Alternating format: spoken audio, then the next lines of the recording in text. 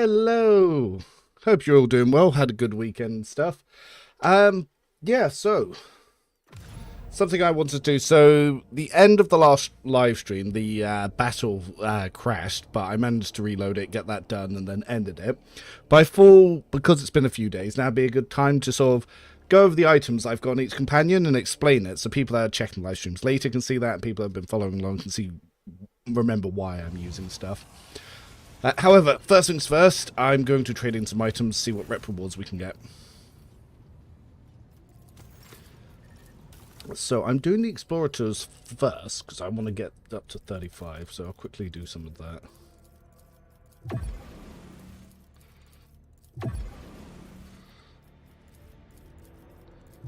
Cool. And this is so we can get the slightly better tanking stuff for Abelard. And then the rest can go into here. We also got Void Veteran boots. Cool. I don't think there's anything here. Okay. So let me switch over Abelard's chest, and then we can start going through stuff. I also want to put Void Veteran boots onto our good friend Heinrix.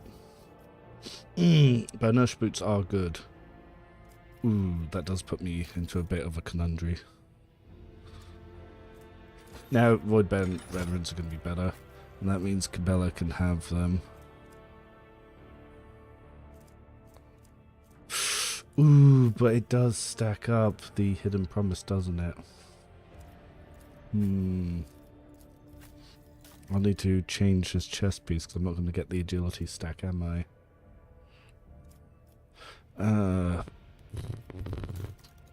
But it is infinite attacks. Ooh, that's put me into a bit of conundrum. Do I want infinite attacks or do I want agility stacking? No, infinite attacks. We can put the Psychic Body Glove on him for now.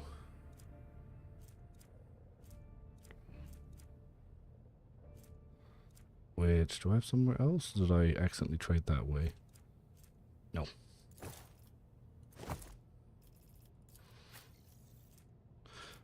But we can put the agility stack onto Cabela then.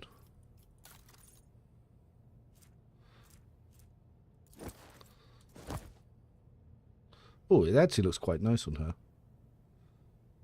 I like the little stuff of her vials.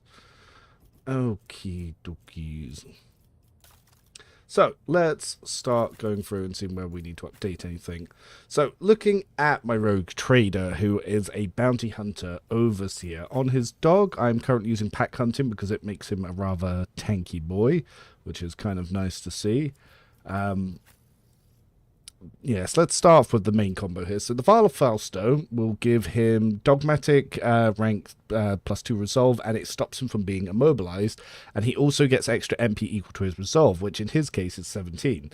So it's quite a lot, and it can often get wasted unless you can open with his Heroic Act, which he'll keep that MP when he does it.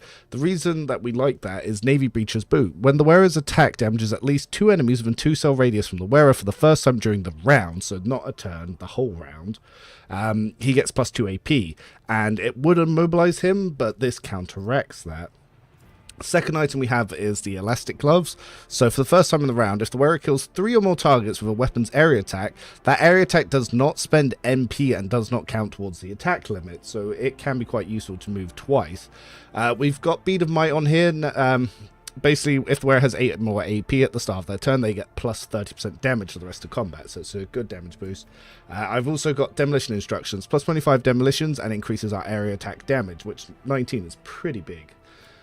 We are using the Heisman Origin Voidsman armor because 65% armor is good, plus 15% against human enemies, also good, and an extra 15 perception. Perception, very good, because that's what allows people to dodge our area attacks. We've got Steel Guidance, which is 25 coercion. Whenever the wearer targets any ally with an ability, that ally gains 10% melee damage until the end of the round. This does work with our dogmatic abilities that we get, so we can target the dog with that. In one slot, we got the Gunnery Shield. What this does is it gives us 1 deflection, and reloading a shotgun costs 0 AP. So during Finest Hour, we just go ham with the double barrel shotgun, And we can use the dogmatic abilities to ignore enemy armor, so we don't need to worry about armor pen. In the other slot, we got Crescendo. This can increase our attack economy, so we got another attack here, and this can give us another one. 2 weapon combat, that's 4 extra attacks just for that, and that's not including run and gun and your normal attack. Then we get our scoped shotgun. So if enemies are a little bit too far away, we can take the single slug shot on that, or we can use the running shot. So yeah, it's pretty tasty to have on there. The cape, however, is the Cape of Reckoning. I am literally just using that because it looks cool as shit. The better cape to use is going to be the Cloak of Hatred. So whenever the enemy kills with an area attack, it increases wearer's damage by 3%. Hello, Thomas. But yeah, that would be the better one. At the moment, yeah, so that's just mostly, so yeah, his area attacks boost our damage from that. Can anyone use the area? Well, there's a few people that could, no one that really needs it. But yes, it's meant to be on the Rogue Trader here. Have you found the new Melter helmet? Not yet. But yeah, so that's sort of the gearing that we've got on this chap. So let's have a look at what Abelard's got on here at the moment. So as you can see, he's a very tanky boy. So he's got the Temperis Elite Carapace chest, which turns his Carouse to deflection, which is why I put that on there. So after his 90% armor reduction, he then gets base damage of what's left over reduction. So that's very strong. The helmet I've got at the moment, whenever the helmet hits a target with a shield, that target must pass a toughness resistance test or become prone. He's got the solid shield enamors, which allows him to do area attacks with the shield. He's got Linty of Exhaustion at the moment. This one can be easily replaced, but any hit with the wearer single attack inflicts +1 stack of Fatigue, Disturbed, and Perplexed for 2 rounds if target fails an agility test, and that also stacks, so he can actually cripple enemies' stats as well as knocking them prone.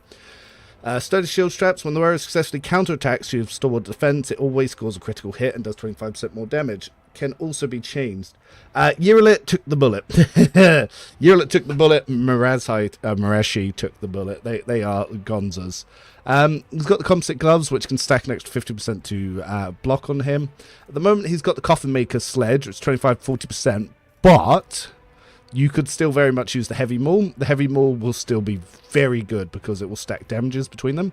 So this one I was just putting on because it looks cool, but you could still keep the Heavy Maul. It's still got good armor pen, but it's going to be up to you which you'd prefer to use. Like the double shield bash, because we got the extra toughness here. If you're putting Iron Arm on him, it might actually be better to keep the Heavy Maul. But I just like the Coffin Maker Sledge to have on there. The shield we picked up here is Defender. At the end of their turn, the wielder gains 16 temporary wounds for each ally that's adjacent. So if you have a full stack of allies around them, that's up to 120 temporary health. So it's very good. And you can also, whenever an adjacent ally takes damage, 20% of that damage is dealt to the wielder instead. So we can move that to Abelard, who is our tanky boy. Malpain Shroud allows us to do extra damage based on temporary wounds, which is good. And he's also got the Enforcer's Light Boots. Whenever the wearer parries an attack, they immediately strike back at the attacker. And if this attack deals damage, the wearer performs a kick to push the enemy away. So, good stuff. Yes, hello, figures. I am doing well. I hope you're also doing well. Secondary slot, Rock Saws. Good damage. Heinrix has the better one on, so he's got the LD pattern. Next up, we have our Idira at the moment.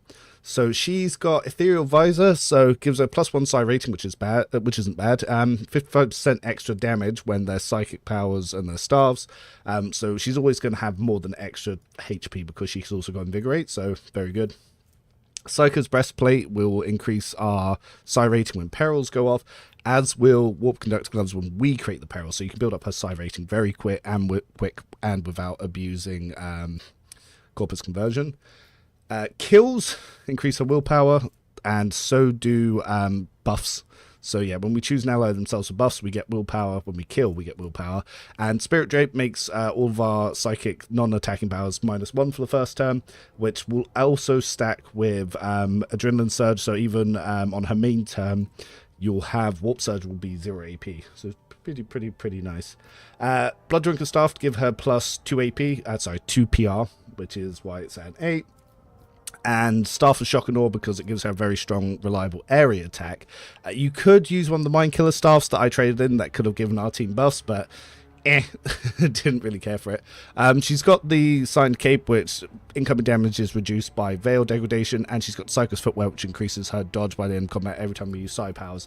So these ones, we could actually replace the boots, but there's nothing really to put there, because there's not much that she's going to benefit from what we found for the boots. I've decided I'm not running Pyro Executive Heinrix anymore. He single-turned every encounter from Comrade to the final boss. Yeah, he does that. He definitely does that. Well, I've updated all my assassin builds on the sheet today, so if you want an OP assassin Heinrix that doesn't come online to act for, yeah, there is that. The Raven, at the moment, we've just got plus 35% willpower. I'm not really using the Raven for attacking, so that's why I've just gone with the willpower one. There's probably much better items that we could put on the Raven. This one, say willpower, at the start of every combat, veil degradation is increased by 5, whilst veil degradation is 10 or more. The Cyber Raven suffers no damage. Any relayed psych power deals an additional 20 warp damage. Grave Chill's probably a good idea, just looking at it. And that will also get the damage reduction up for the cape, so it's... What is it? If it goes to... Yeah, it's just... Yeah, 5% to start with, so... Yeah, it's not bad. Cassia, so we've got on Commander's Monocle, so yep, extra turns, extra damage, Medal of Alacrity, extra AP when we bring it down, Slick Body Glove, which is actually just giving her 20% more dodge, so it's pretty good. Black Signet, Ring of the Inquisition, big buff based on perception. I've also got Commander's Notes for her Combat Locust, Mercy's Gift, which gives her plus 15 more Fellowship. As you notice, I've leveled up her intelligence a little bit, but it's not the best. Adrenaline War Boots gives her another 20% dodge on that first turn, so she's going to be there with like 170. She's got an Infusion Staff that gives extra MP, and the Devastating Staff, which is you can use powers twice. Castigation Staff, probably better, but I like using her to partially attack as well. Then, the big boss lady, Argenta. So, at the moment, she's got the Corrupted Eradicated Helmet, so the wearer's critical damage bonus is double against Xenos, Demons, and Psykers. I wonder, do I have the item for the neck that allows her to attack in melee? I don't seem to have picked it up. No, there's an item that you can get, and I've not picked it up this run, or I accidentally sold it. But for now, she's got the dog tag, so plus 10 to characters since she gets skill. Hive World Origin armor, so that 15% armor against human enemies and 15 perception. Haven't got far enough in the game to get a power armor. Would put that on there if I did. Portative Manipulator, which will reduce reload costs. Probably don't need to keep that on her at the moment, because I think I've already got Rapid Reload. Let's have a little look-see. Have I picked up Rapid Reload? Yes, I have. So I can actually take this off. What would be a good replacement? So, Shadowfield, no.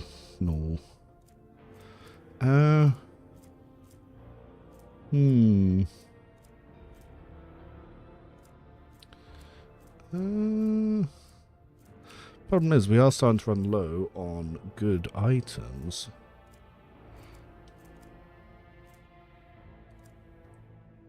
We could give her exhaustion on her attacks.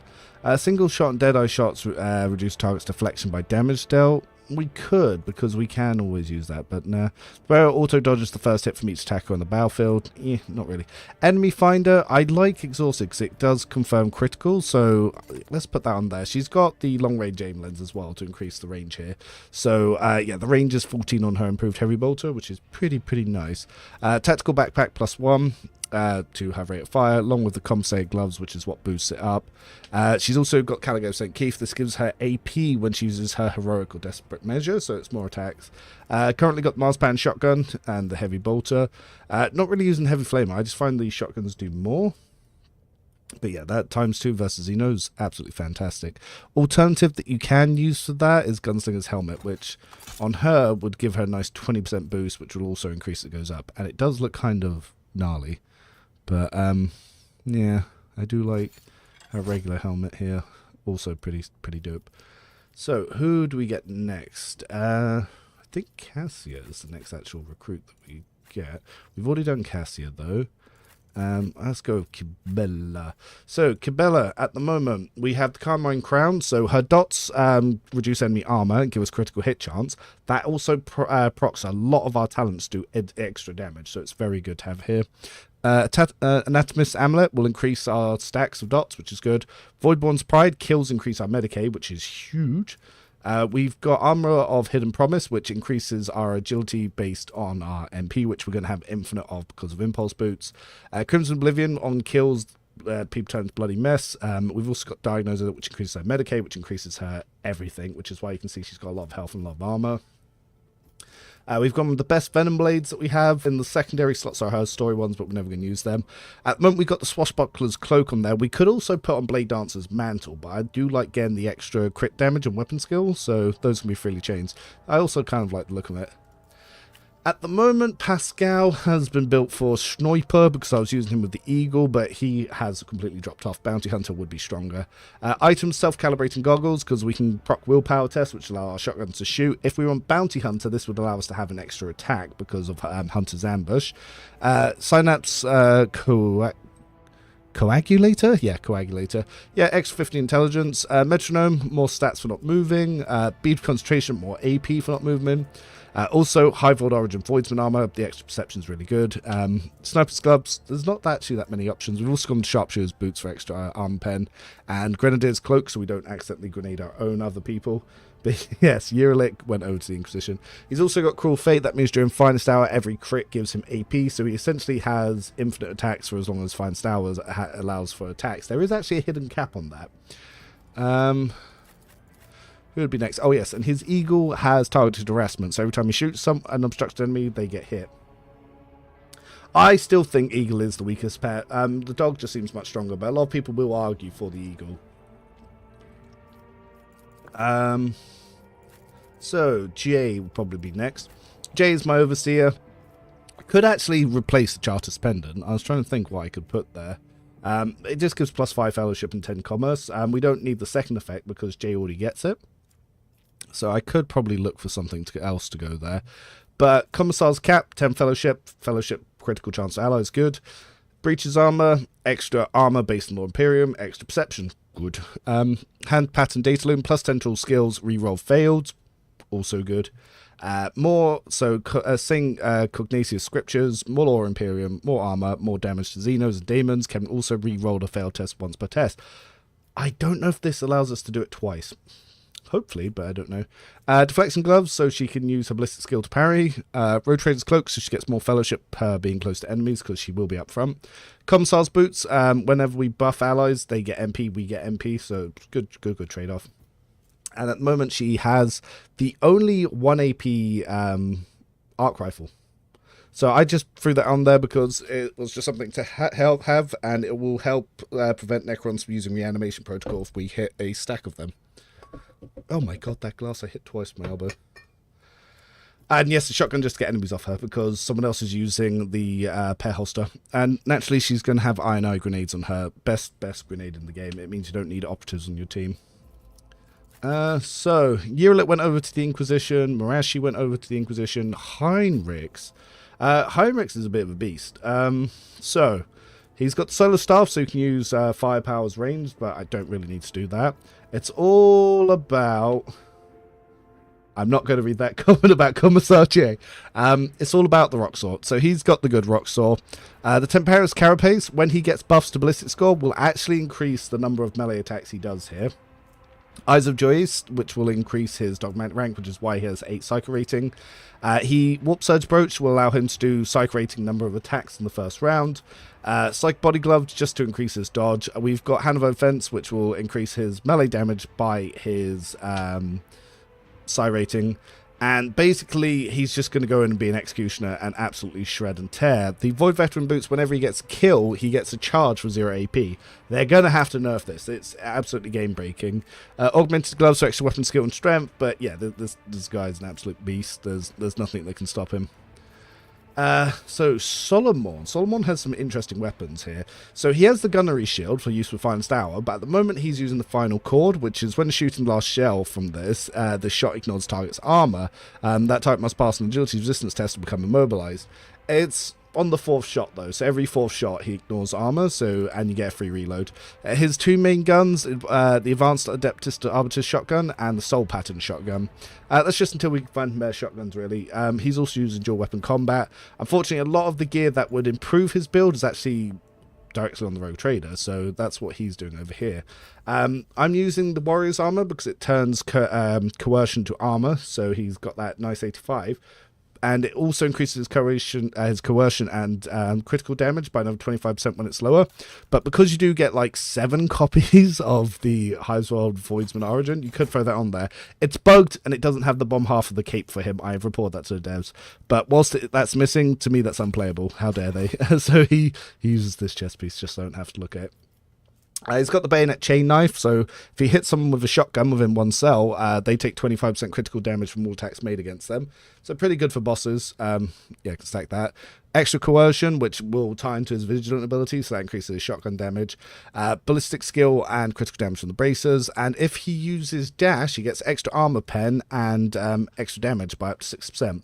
So yeah, you throw in those two there, and he uses consolidation. He can move around with the dog, run and gun, so he's got some very good movement on him. Ulfar. So worse Argenta. Slicing symbol, so he can generate some MP when he kicks things. He's got Echo of Victory, so enemies within 5 cells he does 20% more damage to. Pair holster, so he can double use his burst pistol. Shrouded Dauntless, so he gets MP and AP and temporary wounds when he uses heroic act. He's got his regular Sarti's bolt pistol, the Missouri pattern one, the Riser pattern size chainsword, and the advanced heavy stubber. The better one, which is you get more rate of fire every time you burst fire. Unfortunately, you have to betray the Arbitus in the DLC we just did to get that. Would have been very good on him. But yeah, when he kills with a melee, he'll get 1 AP burst. When he kills with burst, he'll get 1 AP melee areas. So Arms Master's very good for him. Lost my Grimdark playthrough just now by running into some heretic ships. Go watch this and see. Oh, my dude.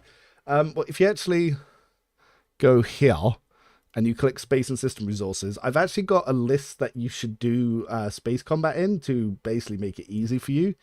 And also like which upgrades to grab first. I'm so sorry you didn't see this. But yeah, I also recommend going to Dargonis first to get the escort. But yeah, that is unfortunate.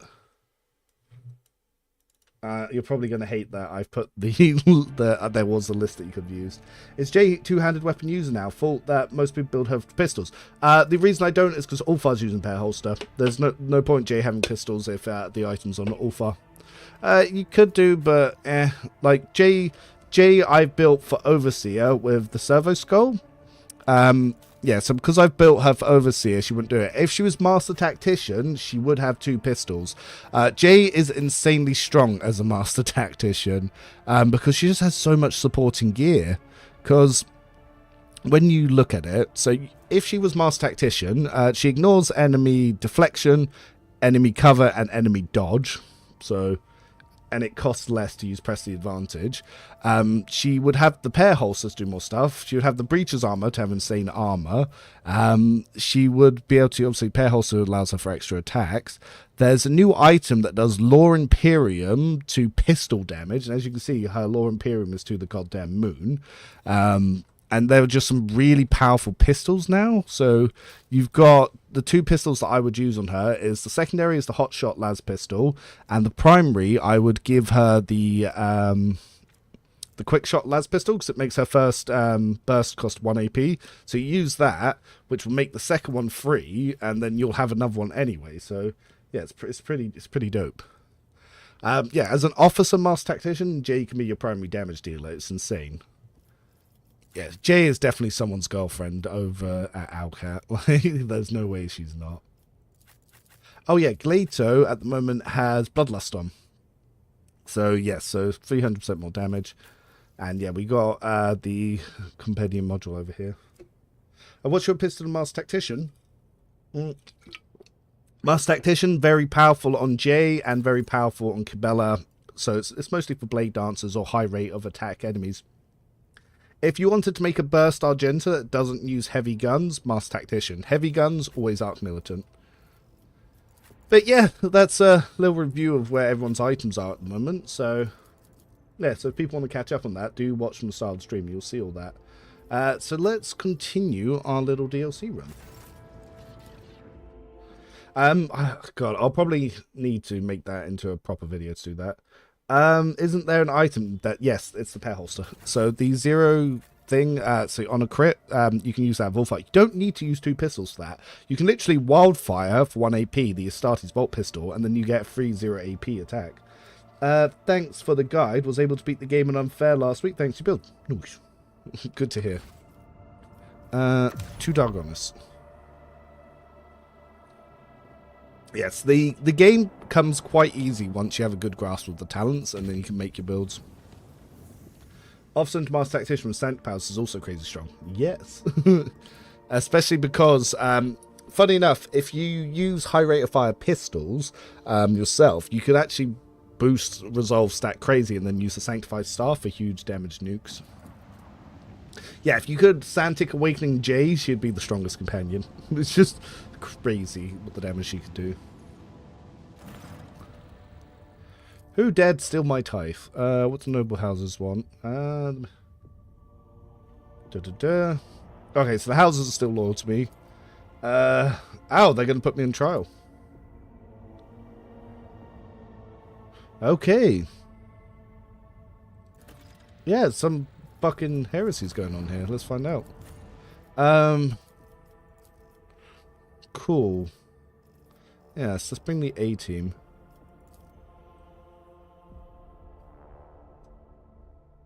I am the law.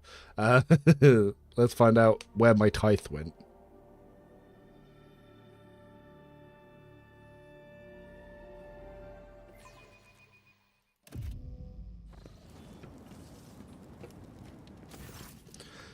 Prefect Inscribia Voltier.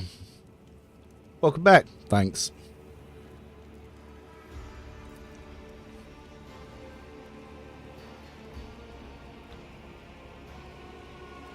Okay, so the Arbiters have detained the tithe.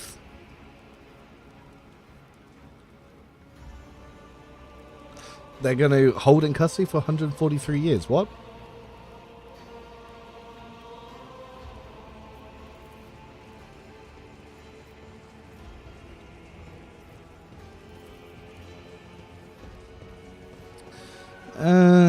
Yeah. Ah, yes, so obviously Volta has been plotting to overthrow us. This makes sense why they were shit-talking us after the world that we did in Act 2. Heresy Rogue Trader domain, it's more likely than think, yes.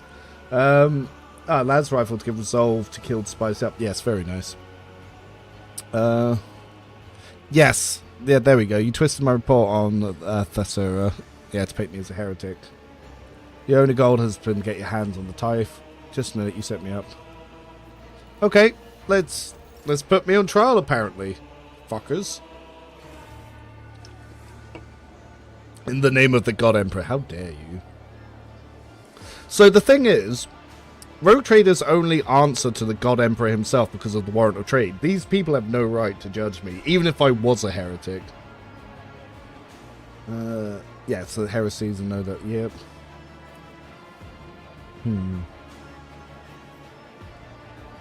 Conspiring to steal the sacred tithe, undermining the legitimate authorities on the Imperial world, involving sorcery and damage to the tithe, conceiving and excusing plans to disrupt sector. Okay, let's let them go. He finishes listing your crimes. There is a momentary pause in the hall. Let the record show the defendant disregarded the opportunity given to him to repent, which only adds to the gravity of his guilt. Will prove the examination of individual heresies committed by the defendant. How fucking dare they? Conspiring with the captain of the Heartless to steal the sacred tithe. Upon arrival in Bryken Minoris, the rogue trader aided Captain Sargona. Nuh-uh! Then the rogue trader boarded the ship in an attempt to seize the tithe. His actions led to the death of the squad of arbitrators. Proctor and Thor alone survived. Solomon. The rogue trader's murderous ploy. How fucking dare they? I can but appeal to your own common sense, Marshal Sachs. I can record every instance where heretics attempted to steal the tithe whilst taking a few dozen arbitrators along for company. It certainly seems an unorthodox tactic. Perhaps even suicidal. No, I recall no such case. Exactly. Let a new charge be added to the record. Attempting to manipulate an official. Marshal, I hope you do not need to remind you of your duty. According to the calculations of the ties transferred from the Heartless, the administration was short 3 units of volume. It presumed the rogue trader did not risk seizing more in the presence of the Proctor, but what? Let's move on to Thacera. This world underpaid the appropriate tithe amount, a crime that should have been remedied by the rogue trader escorting Proctor Anther back to that backward world. Proctor, you hereby called to testify. When we arrived on Thacera, the rogue trader and I were drawn into the machinations of a planetary governor. He used sorcery on the Emperor's anointed, but the rogue trader managed to overcome the effects of the ritual and battle the heretic. The governor was executed and we... A lie uttered! Ow, how dare you! A lie, he says. A lie!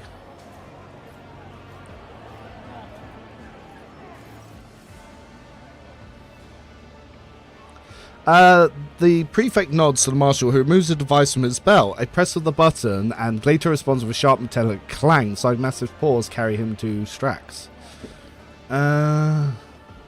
Side Master's entire body begins to tremble as its feet scoring up tiny sparks, and it projects a picked recording from his eyes to the floor. Footage depicts the scene from Glater's viewpoint. The quality is terrible, but you can make out the hall where the sculptor is conducting the sinister ritual. You see Maeve interfere with the ritual. Okay, so it's pretty much summarizing what happened to us there. I thought my wholehearted loyalty to Lex was obvious, but you are monitoring me, keeping tabs on me like some kind of outsider, like a non-arbitrator. You even dragged Glater into it. It would have been better if you installed your damn recording devices into me. You tell him, River.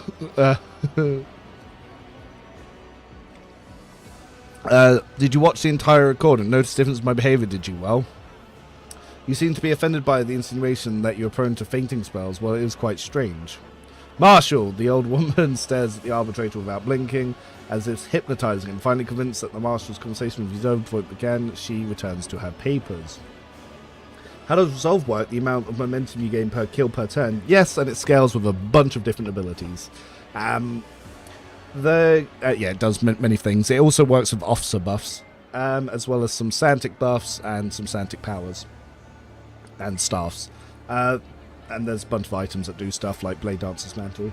The court also takes note of the effect of the rogue trader's handling of the Emperor's servants entrusted to his authority. Since arriving from Thacera, the rogue trader has done his duty passing judgment on several subjects within the walls of the Hallowed Hall. The loss of a valuable astropath resulted in the appointing of a new choir master the same day and lost several messages of the utmost importance, thus sparking a war between two Cronus Expanse worlds. As of now, one of those worlds has been completely destroyed and the other has deemed uninhabitable.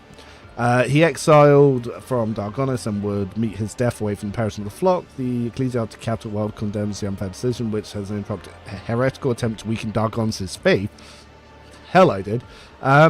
Lord Mollis, deemed to be alive, committed a transgression of soft-heartedness in running his family enterprise. He released all of his convicted workers and terminated the contracts with his primary suppliers, citing their moral qualities. His actions resulted in 12 kilotons of undelivered food rations across several recipients. Oh no, how dare they have honor.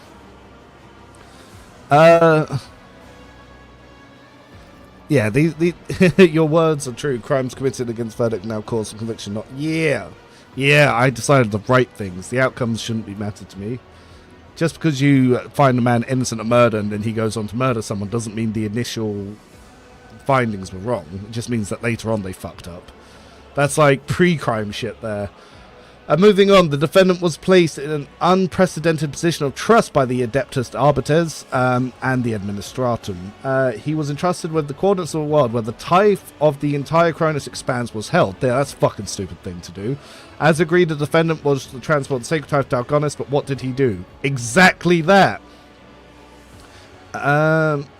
So Lady Theodora intended to steal the tithe from the start. She arranged the world's destruction to cover her tracks, installed a servant, her brother, to keep an eye on things, and even made contingency plans in case of her own death. All she needed to do was wait for the opportune moment, like this one with the Expanse being torn apart. A planet's death looks convincing.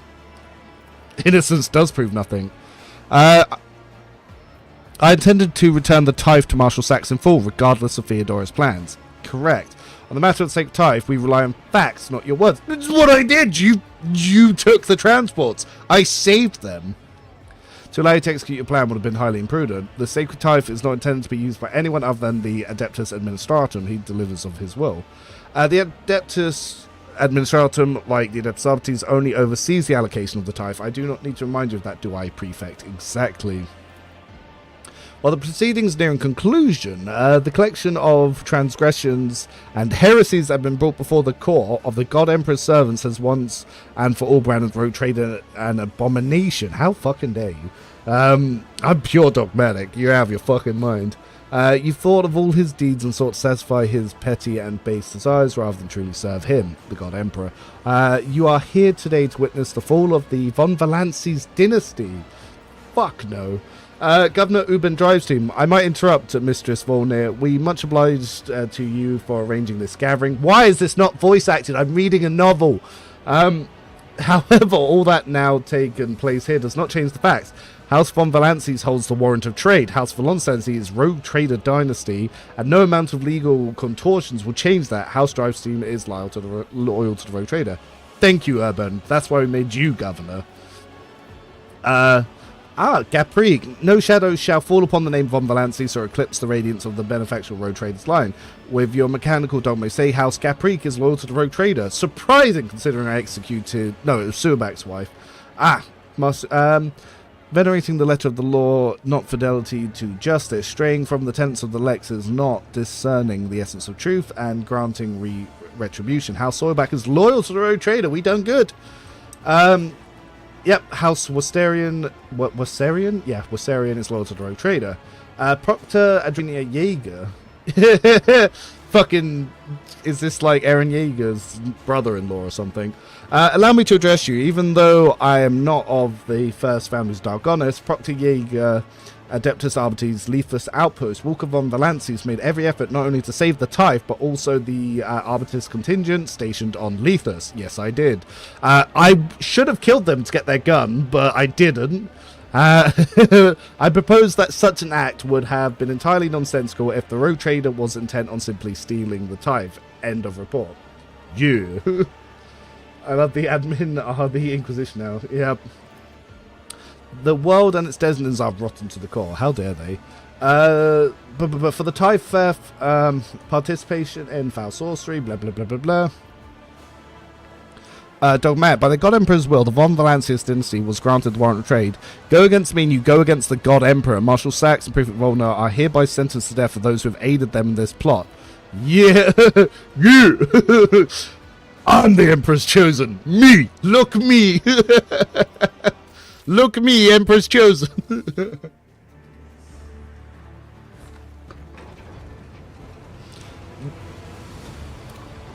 Okay. Oh, that's a melter cannon. It's a good thing melters are shit. Or are they? Fuck! Red! He's using suboptimal weapons! Red!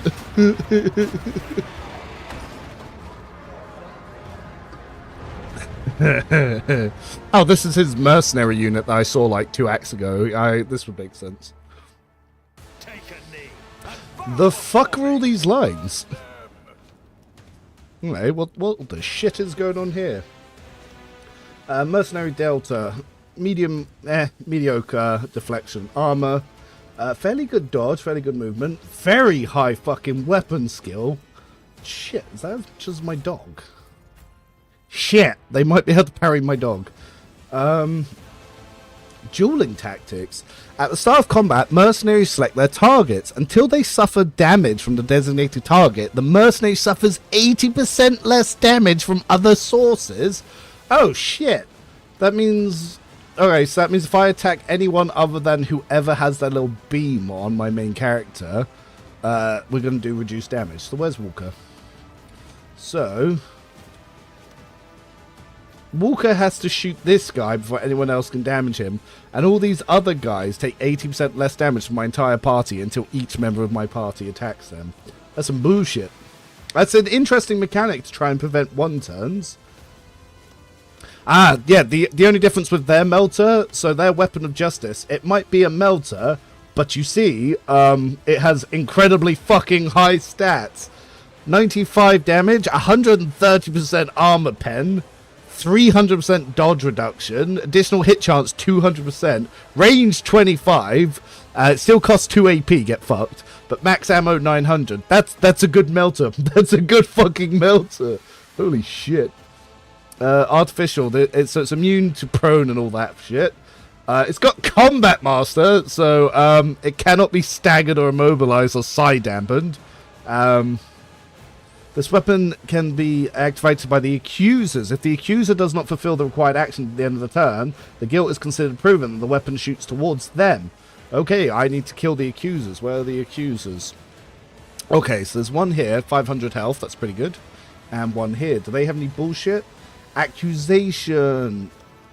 Okay, so they can basically tell the cannons to shoot me. Fuck. Cannot move or dodge enemy attacks. Well, at least it can't dodge. Okay, so there's a lot of cool effects. So, there's a barrier of 8 up here. Interesting. Oh, fuck. Marshall Sachs. What's his abilities? So... He's got a weapon called Melee. I guess a placeholder. Kinetic Shield. Whenever the wielder successfully blocks an attack, they gain a number of shield stacks equal to the portion of the attack damage. Oh, shit.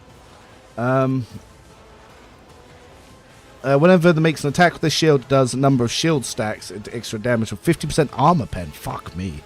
Combat Master. Retaliation Discharge. Well, shit. So, oh my god, whenever he suffers damage, adjacent targets suffer damage equal to half the number of his shield stacks. Dual weapon combat as well. Alright, there's some strong motherfuckers here. Okay, Subducted there, Vigilant there. Fuck me, dude. Any castigators about? We got any castigators in chat? Looks like no. Alright, so Rogue Trader needs to take him out, then I'm gonna have to work out everyone else from there. Alright, fuck. Alright, Dog we want to get maximum run distance. Idira, well, let's get you into buff positioning. Jay, well, you're our tanky lady, aren't you? So we'll put you out in the open because we kind of want people to attack you. Cassia, however, not so much. Argenta, we might as well pop here. There's going to be nowhere safe. Kind of the same with Solomon. There's nowhere really safe to put any of these guys. We might as well just have them in the buff radius and then hope for the best. Half cover will be full cover because of Copper Tongue. Yeah. Oh yeah, Heinrix can probably ignore the fight mechanics. If I bought Heinrix, because even 80% damage reduction, 80% of 2 million is still you're dead. Okay. Because this could go wrong, I'm guessing I'm probably going to want to put, for the members not in cover, we're going to put up some combat locus. Then I'm going to... Alright, we need to actually attack this chap first with my Rogue Trader. So... Oh, at the moment, yeah, so Cassia, she needs to damage this guy, so he loses his damage shield. Boom. Eat a dick. Oh, damn, that damage was pretty low as well. Yes, then we can pop this here. Alright, so, we're gonna see how much damage we can do with Walker in this fight. I'm not accustomed to being ordered around. I am a navigator, not a servitor. Do we want to group up some people?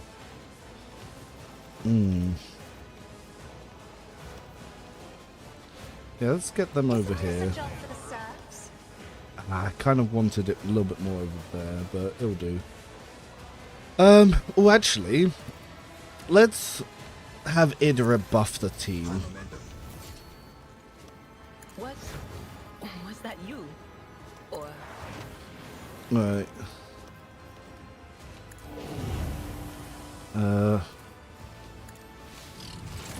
Will do. Cool.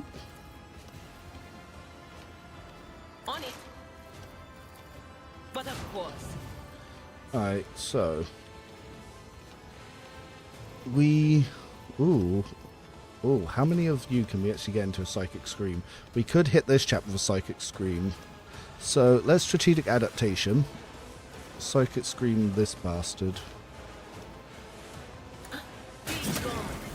Cool, we managed to get some pain channeling there. Oh, okay, it shot his barrier. Interesting. Interesting. So pain channeled some good damage over here. Actually, who's Idira's target? Doesn't say. Well, we can pain channel some. Oh my god, we can just take out these guys. Goodbye, Marshall. 908 pain channel to one of the subductors there. He's pretty damaged. Cool. Oh, where'd my heroic bar go? There it is. Alright, so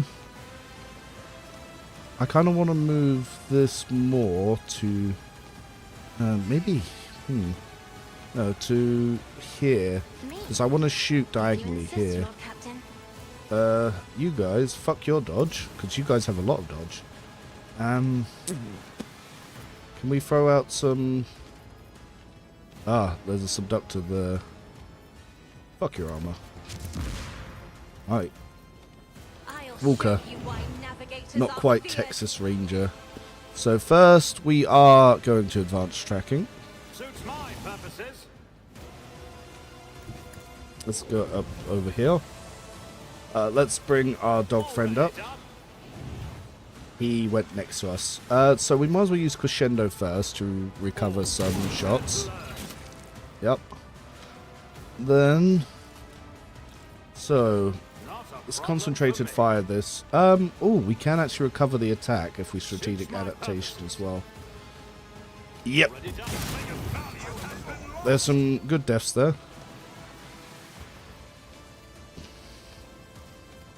Ah, so we can firearm mastery so we don't lose our AP anymore.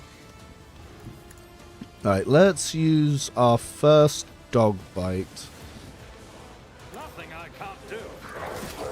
Cool, so now the dog allows us to do a little bit more extra damage here.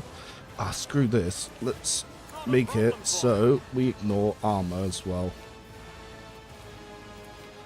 Take the 0 AP attack. Opposing me was your biggest mistake. Yep, let's make this guy dead. Already stand a chance. Suits my purposes. So, we are going to want to run and gun some of this.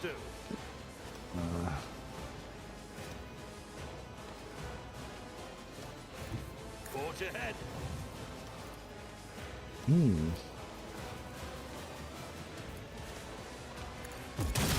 me was your biggest mistake. My tactics. Right, let's bring the dog up. If the dog can hit him, this will actually increase our damage because the dog will attack every time we do, which will also put on some damage here. So we shoot.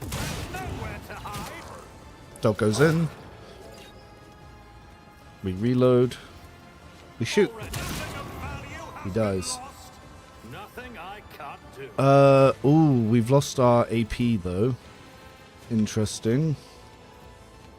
Alright, but we've taken out most of these mercenaries. But is there anyone nearby that we need to get to with the dogs? We can consolidate if we get the dog close enough. So we'll use consolidation to dash to the dog. There's thinking with Rubik's Cubes. Already done. Alright, we're then going to dash. 28% chance. Nothing I can't do. Ah, it's not going to work. Alright, we're going to actually have to use this here. Let's see how they respond to this. Alright, good damage there. All too easy. How far can we get here? Damage is not looking the best here. But we are going to send the dog in. Already done. Because we got AP to burn, so we might as well. We've run out of movement. Okay, well, we're going to take some sniper shots then. We miss. We hit. We will have the dog go into standby.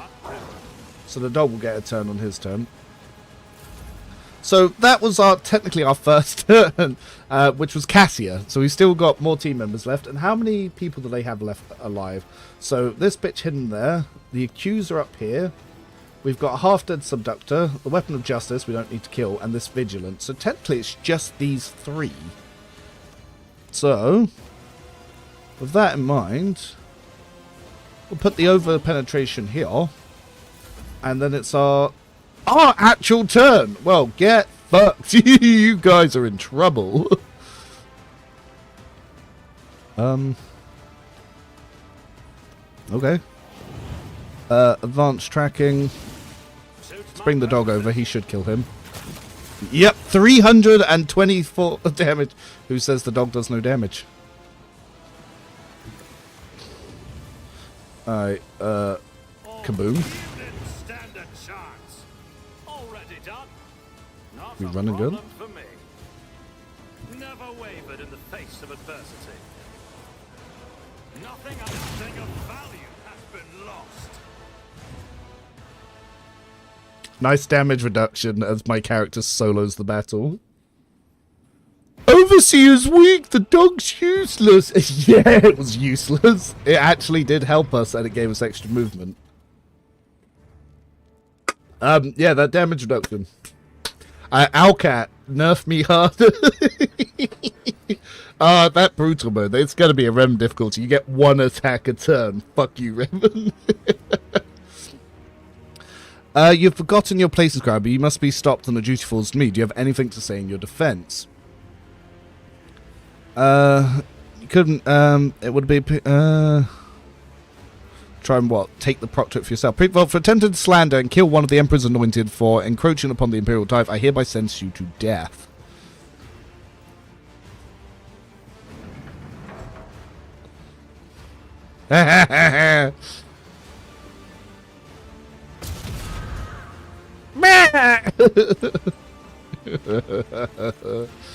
As the weapon roars, Inscribia Volden's body is reduced to dust. 112 damage, that's good as well. Marshal, you're guilty of being gullible and rigid in your ways. I see no reason to condemn you.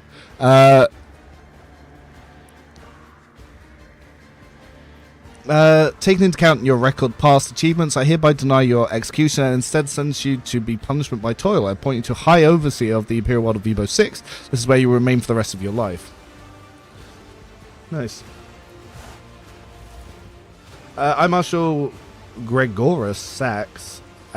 Stepping down from my post, I'm no longer wearing fit to its armor. It is my new wearer to bring honor to the Lex. Ooh. So we get that shield. Interesting. Nice. Armor of the Chronos Expanse. Targets hit by the wearer's attacks of opportunity become immobilized for 1 round. Okay, so the melee can do what technically the range already do, and 3 deflection, which is 8. So meh. Martial Helmet. The wearer, when the wearer hits an enemy with a shield, all allies in a free cell radius gain 5 resolve until the end of combat. Does not stack. It's just +5 resolve. I don't see the point in that. Chronos Pants cannot be left without Lex Imperialis keepers. The Adeptus Arbiters will choose a new marshal, one who is more worthy of their station and continue to guard the Imperium. The Adeptus Arbiters in need of more capable leader. I command you to choose a new marshal and let them take heed that Von Valence's institute will never again accept interference in matters of Proctorate. Solomon, as rule of Dargons, I hear head of the Von Valence, I name you the new marshal of the Adeptus Arsenal of the Chronos Expanse. See to it the Arbiters once more become a faithful servant to Lex Imperialis under your leadership. Yep. Your decree carries great weight, but my assignment will not happen so quickly. There is precedent to elect new marshal in the Expanse, not to mention the Lord Marshal is unable to participate in the process. We will need to develop a procedure, otherwise the other... Okay. My judgment is made. Yep. Pretty cool looking armor for a melee character. Not as good as the Coercion armor or the Caru's armor, but still it's not bad. It's a way to get immobilized. And the attacks opportunity will apply to your shield attacks and Vanguard, so... Yeah, it's probably going to look badass. Let's have a look to see how the items look on Abelard. Don't have him with me. We'll do that on the ship. Oh shit! I just realized I did not have a melee front line in this party. Get fucked! Who needs tanks? Who needs tanks and melee? Ooh, items to pick up. Gimme. Drag the chest out. Goods. Maragon shield. What do you do? The wielder's incoming damage is reduced by 50%, 10 times dogmatic rank. God damn. And the damage dealt to Xenos and Demons increased by 25%, 5 times dogmatic. Okay, so this is the MVP shield of any dogmatic run. Fark. Maragon boots. Whilst under ruthless suppression, they wearer is immune to immobilized, prying, and slowed. Okay, so this gives Subductor the Steel of the Forge World bonus, which cool. Maragon helmet. If the wearer is a castigator specialization, their castigator abilities cost 0 AP. Pretty cool. Maragon ring. When the wearer kills the target for the first time in a round, their next attack automatically hits. If the wearer's arbitrator abilities used this round can be used again. Interesting. What are the arbitrator abilities? I guess castigator. Yeah. Nice.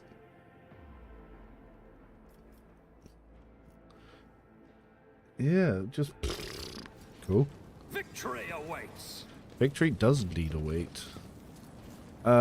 Chest here. Let's see what's in this one.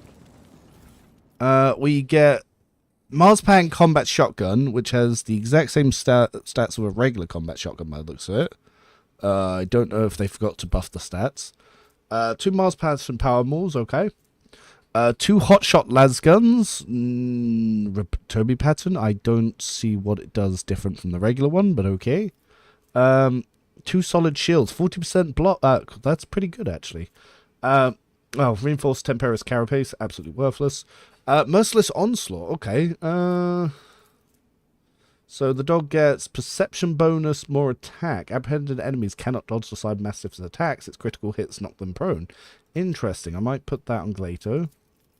Hurricane Squall. The Cyber Eagle has 20% agility and deals 300% damage and scores guaranteed critical hits against prone targets. When Cyber Eagle is soaring, adjacent enemies must pass toughness tests and test to be knocked prone. Okay. Servo Skull Swarm gets 20 intelligence. At the start of the Overseer's turn, allies in a 4-cell radius around the Servo Skull Swarm have their burning, toxic, and bleeding level reduced by fellowship bonus. Useless. At the end of the Overseer's turn, the Servo Skull Swarm explodes, mimicking the effects of a fire grenade. Deadly to yourself. What the fuck? The only way a human can really survive 4K universe is overwhelming firepower. This is correct. Actually, let's see. How does that benefit Glato?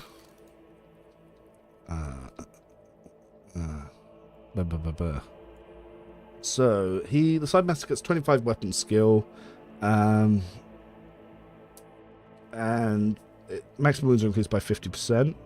300% empowerment stamina. Side master's critical hit chance is increased by 40%, and its critical hits inflicts 40 levels. So just basically 25 weapon skill and 300% damage is kind of what you need to look at there.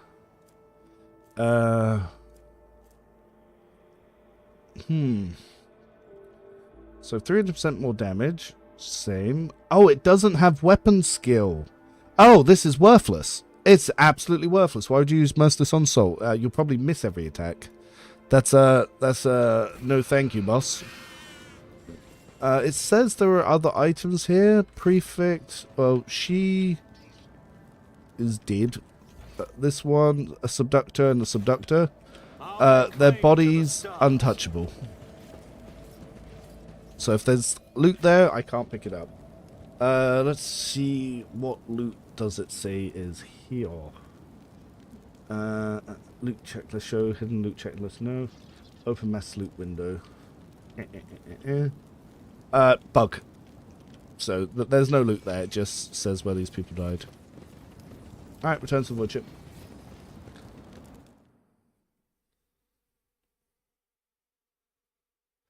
Vigilant bonus shotgun abilities are probably reset too.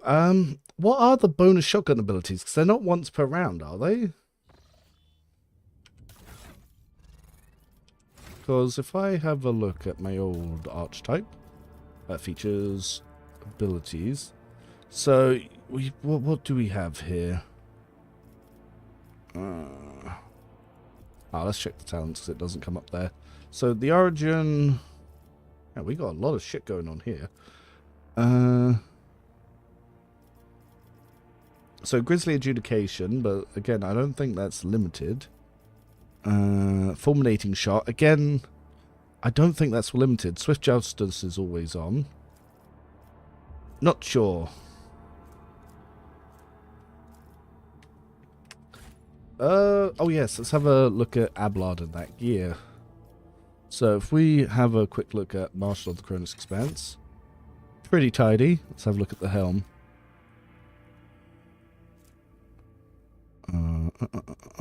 Eye blind. Pretty derpy. But not too bad. No,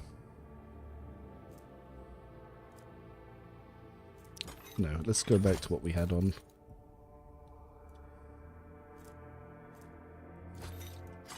Bing bing. Oh, I have Discord pings.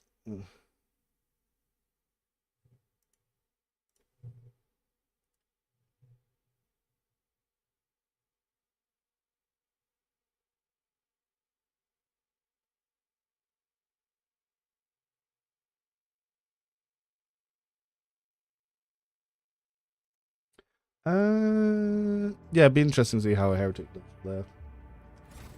Okay. Foulstone apparently has a colony thing going on. Do we still have... Is Dargona still getting... Why is Dargona still getting fucked by the World Bearers? Fuck you, World Bearers. Oh, let's check to see if I need to speak to Solomon on the ship as well. Nope. Foulstone. Yep. But no, interesting conclusion. Not quite as epic as a Gene Stealer revolt on your ship, but I didn't hate it. A lot of people were saying it was quite a bad DLC ending, but no, I didn't hate it.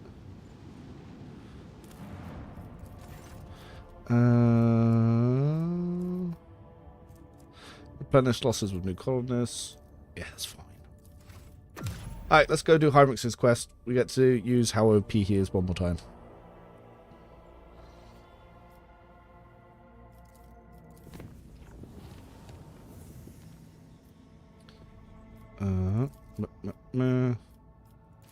At this point, we might as well just green line some stuff.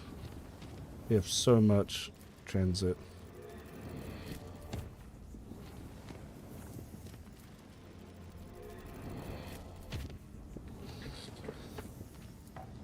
Yep.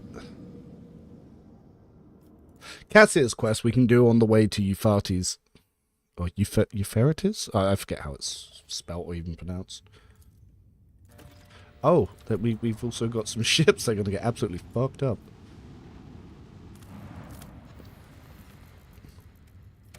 Prometheum. Yeah, I'll take some Prometheum. Got nothing left to use it on. All the shutters are to be closed so people don't go absolutely insane.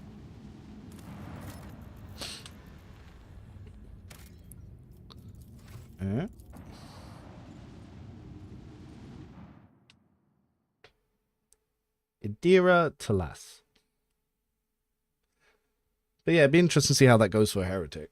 I'll probably have to do a heretic run at some point. I know I'm going to do a subductor icon class run, and then I might do some sort of psyker heretic run. Jukari, huh? What we got? Some sigil class destroyers. Ooh, and a big boy.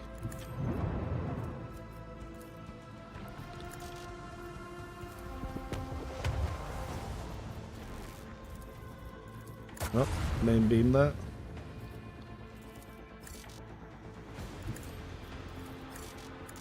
Now we can't quite hit you from here yet.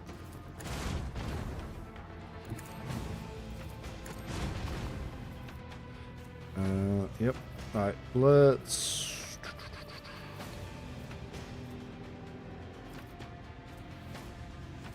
let's send out the fighters. Then let's storm them. We'll pump up our shields on the left side so when it does attack us we don't get fucked. And we'll block it from going forwards.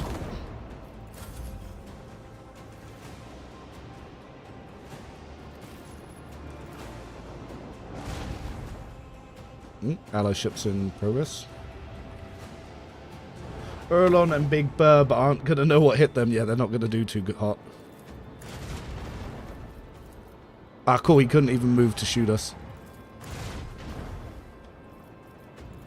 Give it a swing, man.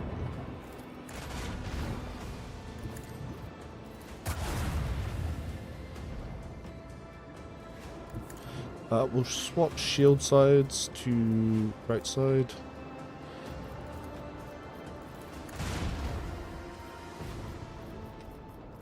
Fighters have got this.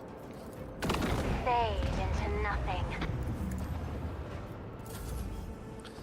Alright, now just little drooky ships. Skiff like motherfuckers. Hey! Alright, let's get going.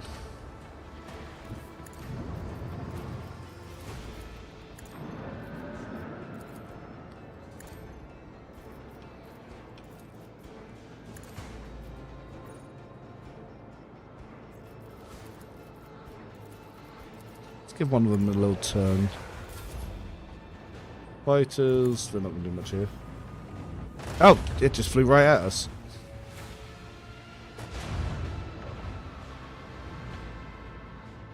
Yep, still in a good position for our torps. Dead, never mind. Oh, also dead. A worthy contribution to Lady Theodora's legacy. Fucking Drookie. Blah blah blah blah. Torpedoes attack craft get extra evasion.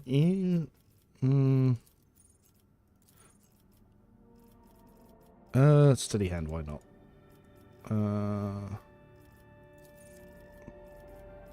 Shield pulse.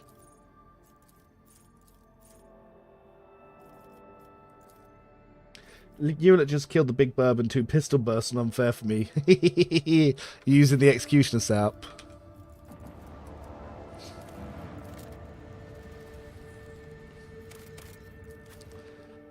So Heinrix has to come along to this one. Let's bring Abelard. It's been a while since he's got to stretch his legs.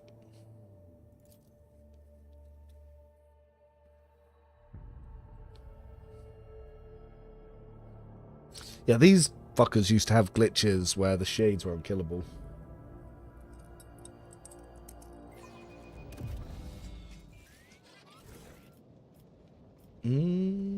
That's fine. Why would a homunculus establish a lair in the middle of the forests of Quetzaltemer? I thought Drakari feared to be in real space. I am more discouraged to see signs of humans in the same place. There is a dark alliance lurking beneath this veil of mystery. Something far more frightening than any typical cold trade deal. Yeah. Said that.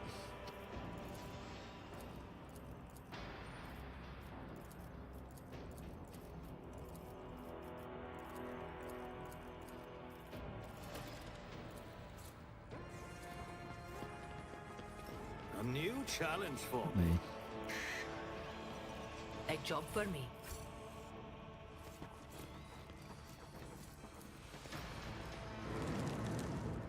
The Heartless is surprisingly great escort. I regret putting the trade routes in patrol. Yeah, Heartless is really good.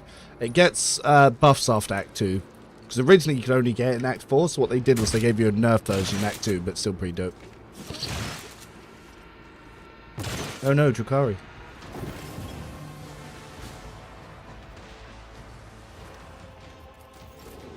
Mandrakes.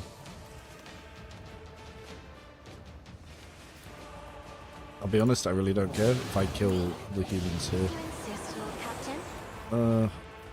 Heinrix. Isn't this a job for the serfs? I am a navigator, not a servitor. That's great, let's just buff them all out. If you insist, Lord Captain. The Emperor is on our side. Let's see to it. I won't object to it.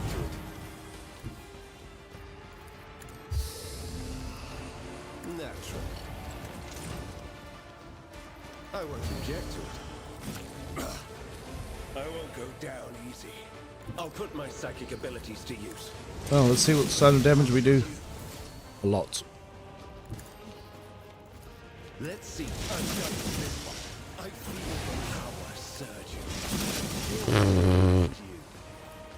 For the throne of God. But of course, you. Naturally.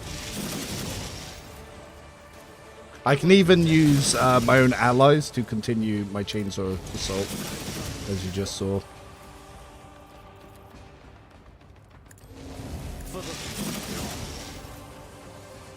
There's one down there still. Let's see to it. Heinrix go a bear. As you can see, Carapace, just from those buff slums, giving it 2 more there, so its strike count went up 6. The highest I've ever got that up to is 12. Drukari. What weapons do they have? Sharpened venom blades. Ooh, we can keep one of those for Cabela.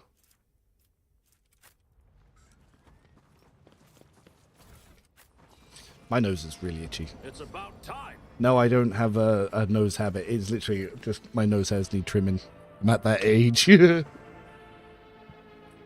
regret selling it for fellowship, but oh, yeah.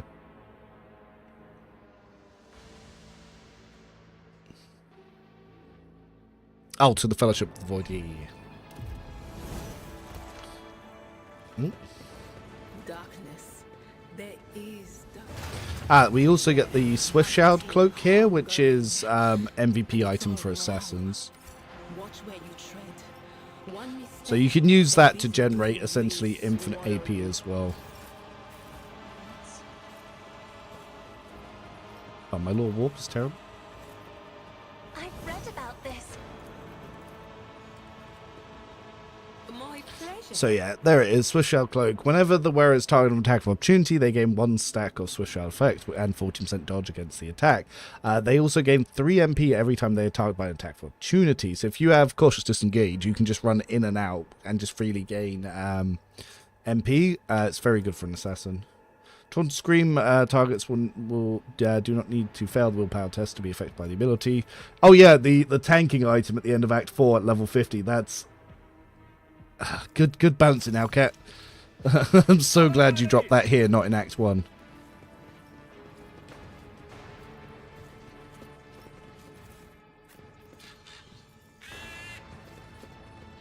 So just to recap for Heinrix, the devs need to nerf Inertia Boots, Rock Swords, Executioner, and most psychic abilities. And if you make an assassin, also the Interrogator Knife, and Willpower, and Malign Influence. I could. So that gives him an extra 2 attacks. If you're ever worried about his movement, then yeah, give him the Swift Shroud Cloak. Because obviously for him, that's going to give him 7 MP every time he's targeted. Let's quickly level up these guys. What do we get at level 50? So, level 50 on my pet build is... Ooh, Exterminate... so... Eager Subordinates works for the dog. This will increase the dog's damage by 15%. So, but... I can't. There's several things I can take here. So, I've already got Fired Up, so I don't need that. I could take Fortress. I could take Rapid Reload, but I'm using the shield, so it doesn't matter. But I could actually also take Second Skin, so my medium armor doesn't decrease my dodge, which, for funsies, I will. So I can see nice dodge numbers. Yeah. Absolutely worthless talent. Probably should have taken Fortress. Abelard, level 50. Vital Points. Damage increase.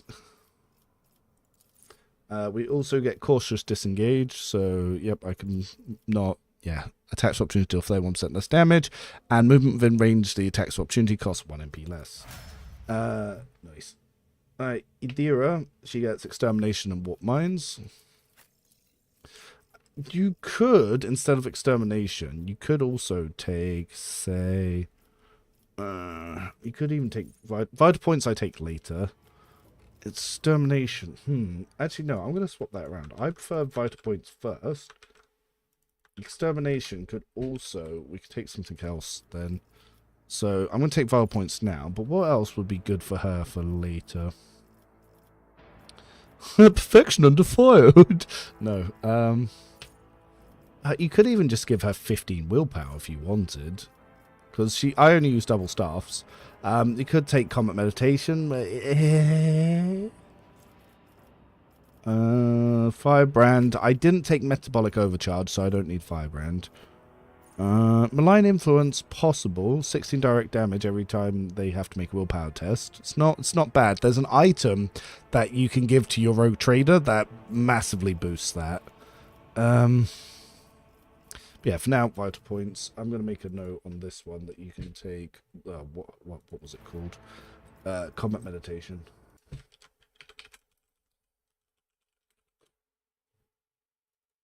But yeah, vital points here. And I also took warp mines. Bam, bam, bam. Yeah, but it just give some debuffs to enemies. Cassia. Level 50. I actually do take combat meditation on here because it does increase her buffs. You could also take degraded defense because I am using her attack one, so I will make a note of that.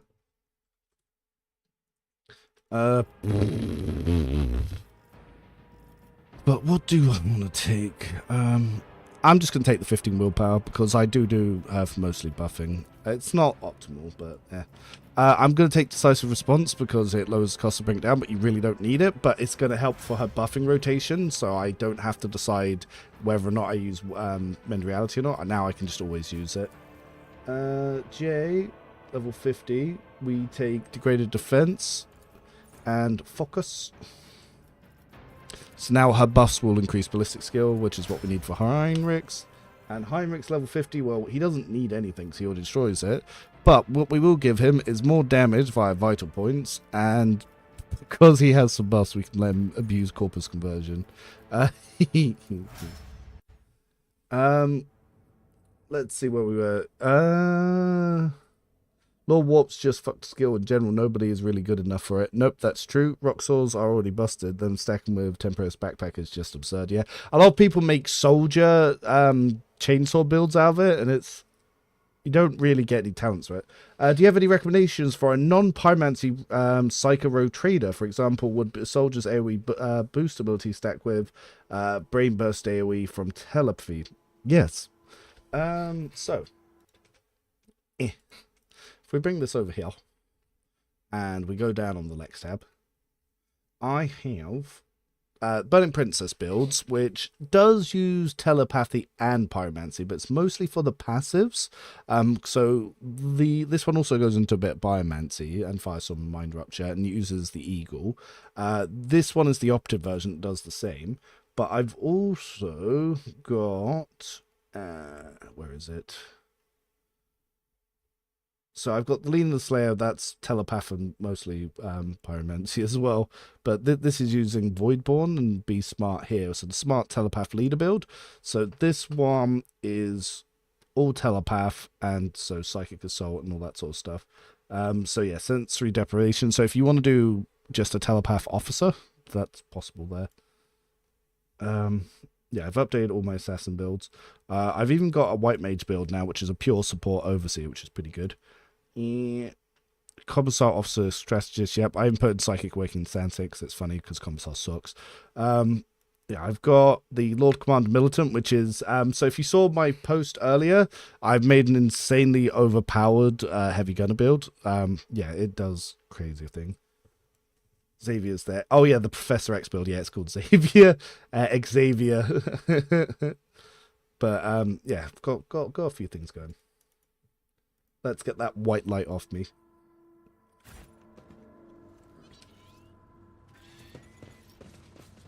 I'll lay claim to the stars. Digger is a slang term in Germany.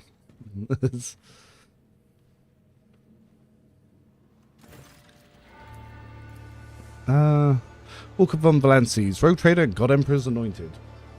Hey, I have a Commissar Cornate Rogue Trader. Don't diss the hat. The hat is pretty good. That's why I got two of them. One on Solomon, one on Jay. Heinrix, why is Emily in addition to such reason? I expect Amelia has chosen to seal memory block containing data of personal nature. She does this whenever she is concerned that someone might try to extract information about Kalkazar Coterie from her signal process.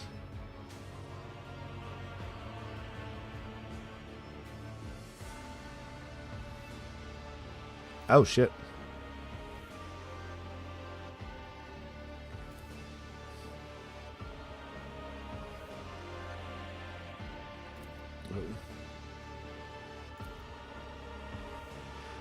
Lord Inquisitor, so the Inquisitor sent her here.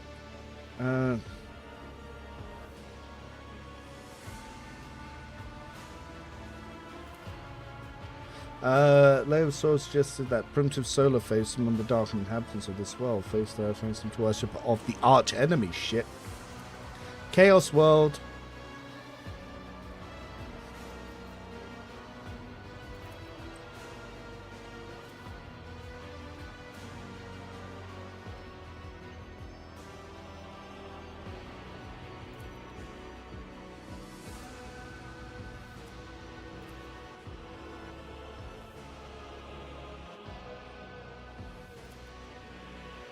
Oh, she's looking to create a sun.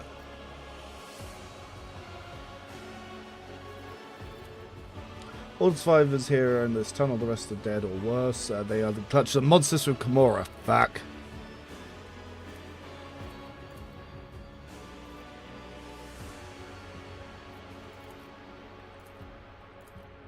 Alright, so they're debating the merits of using arch-enemy tactics. They're never smart.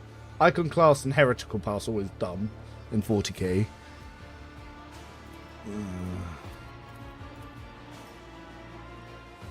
Heinrix von Red collects, yes.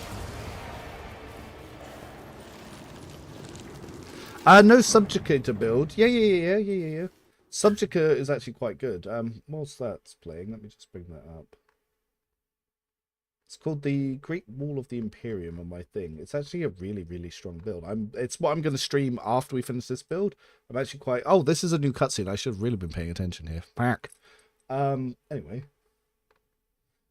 Yes, the Subductor build is on here. It's called Great Wall of the Imperium. Using Forceful Strike with the shield can generate a shit ton of temp HP for a Arc Militant. So yes, no, I've got a Forge World build that I plan to stream. I've been playing with it off stream and doing some of my guide videos on it.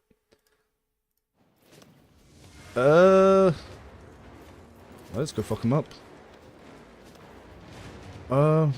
Speaking of stuff, it's basically an upgrade to Abelard's build.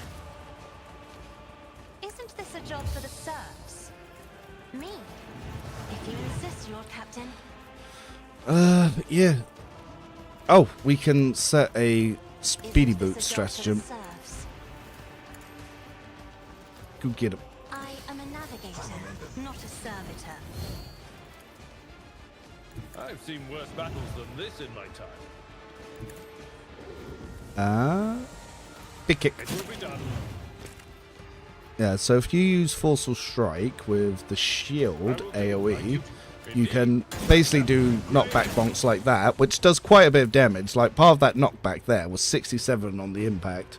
So there's a lot of damage coming here. So that 67 damage would get stacked to temporary HP. So, yeah, that's already quite a bit of temp health. So now, if I had the push gloves on Abelard, he would have, yeah, he'd have over 70 temporary HP to use with Malplane Shroud. So yeah, at the moment, yeah, he has quite a bit of health going on here. So he has at least 50 temp HP. So that means he is going to do a whole shit ton of damage. And obviously the impact damage, yeah, so the Malplane Shroud just added on like 108 damage there.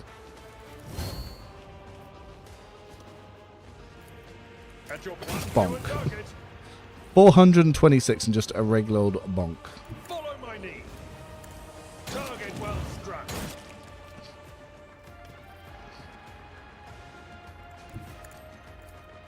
I will. Yeah, these guys get fucked up. At your beck and call.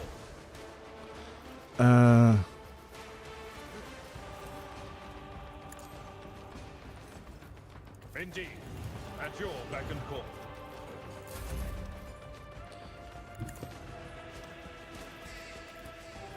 I'm not accustomed to being ordered around.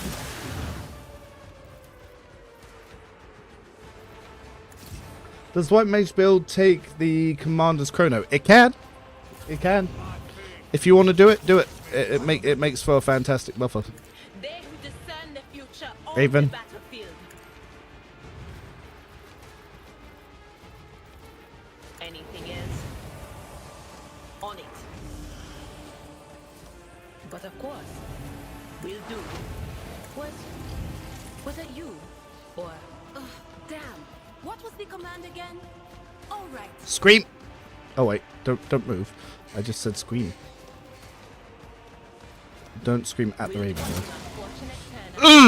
There's a lot of damage. 1,000 damage. Just boom.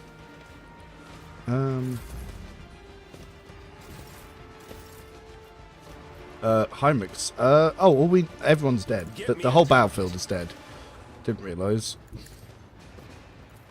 We're just here to press buttons. We've already won this combat. We've just got to click end turn. Where is this? I can't remember ever being here. It's Heinrix's personal quest.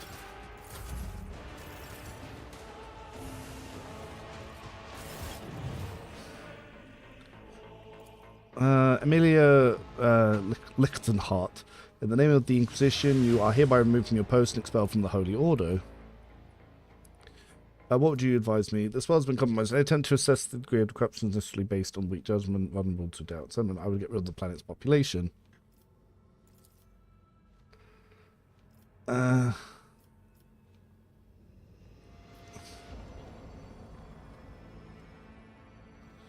we'll give them support, and we will abandon the planet. You're on your own, bitches.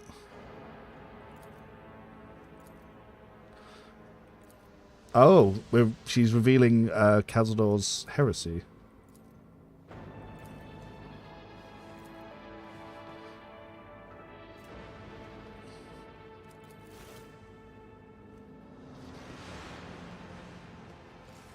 Heinrix missions in yeah.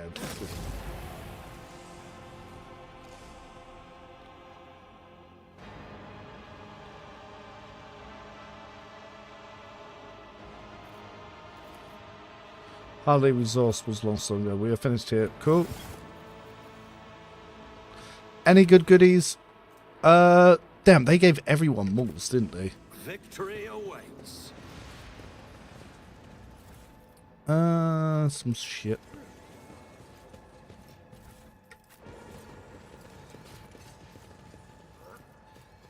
Reverend, no disrespect. Are you butchering the names or what's happening? Which names? Heinrix isn't butchered. Abelard's correct. Marashi, Cassia, Cabela. Which name am I saying wrong?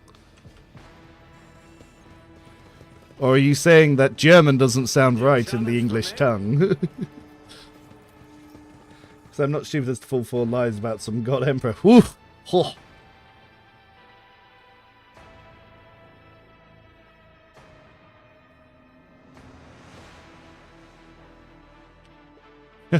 I'm playing a game made by a team of Russians about an English company that using German names. What could go wrong?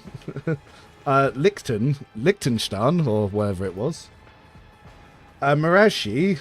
How does one pronounce Marashi? Marazhai? Marashi? Like, it's not written. It's not said how it's spelled. I know that much. As an articulate chap who is quite well read. It's about time. How does one pronounce this? I don't know how to do phonics, you see, because I'm in my 30s, and that's a new thing. Cazador. Oh, Cazador. Fuck, I'm thinking of the pirate, or am I thinking Calcazar? My bad. Marashai. It sounds terrible. It sounds terrible. I'ma call him dead. He took a bullet to the brain. Marashai. Why not just write it like that? Why you gotta be weird? Oh, I got blood wardens. Cabela. Also, sometimes I speak quicker than my brain can keep up, and because all my videos I do off the top of my head, sometimes I will butcher things' names because I'm thinking about too much background information that I butcher shit. Mouth be quicker than the brain, you see. Thank you for Mandalorian build, having a blast. I don't know, thank you for checking out. Because Aldari names have to be weird. Yeah, they're also fucked. Argenta. Actually, to be fair, Abelard I said wrong in the video on purpose because when I first started, so I played the game a year ago for a couple of weeks before they added all the voice acting and stuff, and then I took a long break till August last year. And when I came back, you actually got to hear Abelard pronounced and said out loud. But by then, I was just calling him Abelard, and it really fucked people off, so I just kept doing it. Like, the amount of comments that I got, I was like, yes, feed the algorithm. Feed the algorithm.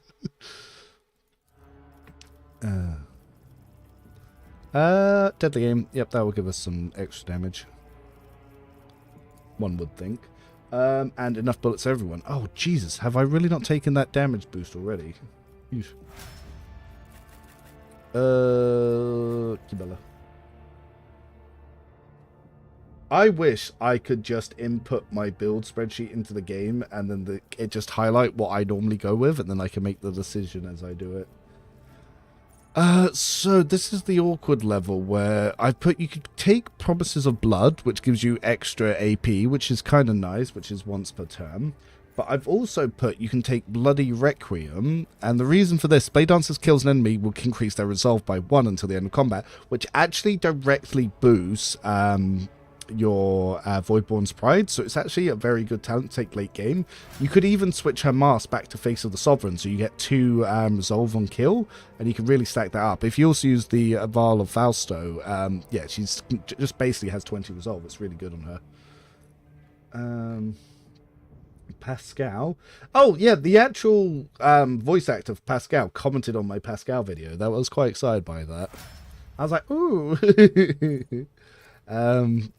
Yeah, vital points and combat insight. Oh yeah, because he will definitely get that perception. All you need to do is that one talent once and boom. Ulfar. I'm more likely to get Nordic names correct because of, well, first, blood heritage, and second of still having friends out in Norway that I go see, so they speak to me, and they would correct me instantly with their oody-goody-goody. Yoo-hoo! It does. If you ever hear them speak, it sounds like they're on a boat because their voice pitch just goes, yeah, yeah, yo, yo, yo. It was so funny when I was out there. But every time I spoke to everyone, they went, are you from the States? And I was like, am I from the States? No. They'd get so mad. Which is understandable. They're yes. E-spawn nuts because it can boost the doggo. Now we could take rapid reload or fortress, but I don't really want either of those. We could even take integrity. I do take integrity a little bit later. Is there anything else we want? Tactical disengage? No, don't really want rapid reload either. Chase the trajectory. There's so many meh talents here. Steady hand justice, we don't use that. Binding purpose objects more than 9% wounds. They are immune to the following negative effects: blinded, disturbed, fatigued, perplexed, slowed, staggered. I will binding purpose say that you can take that there, because that's also pretty doable. The up to gains toughness equal to their equipped block, but yeah, it's only in one slot. I don't know how that will interact. Cool. Oh, Danish, eh? Because I'm Norwegian with... I actually do go out to Norway quite a bit. One of my friends used to live in Drammen, so I used to fly out to Oslo, jump the train to there. He's just moved to another city. I can't remember what it is, but I was meant to visit him at Christmas, but I couldn't. And he was meant to come visit me in 8 days because there's a Viking feast festival happening, which is where they're going to basically have like a giant long table of like hog roast and all that stuff, but he couldn't make it out for that. So me and the missus are planning to go out there and visit him again. Captain. I thank you for your assistance with my mission. It is dangerous information, but you are already too deeply involved. In the Inquisition, there are two main philosophies: Puritanism and radicalism. The adherents of the He's former explaining are conservative Dark Heresy who the strive next to game. follow the letter of inquisitorial doctrine in all matters. The radicals are more pragmatic. They believe that the end often justifies the means, and they use tools that a Puritan would condemn as heretical.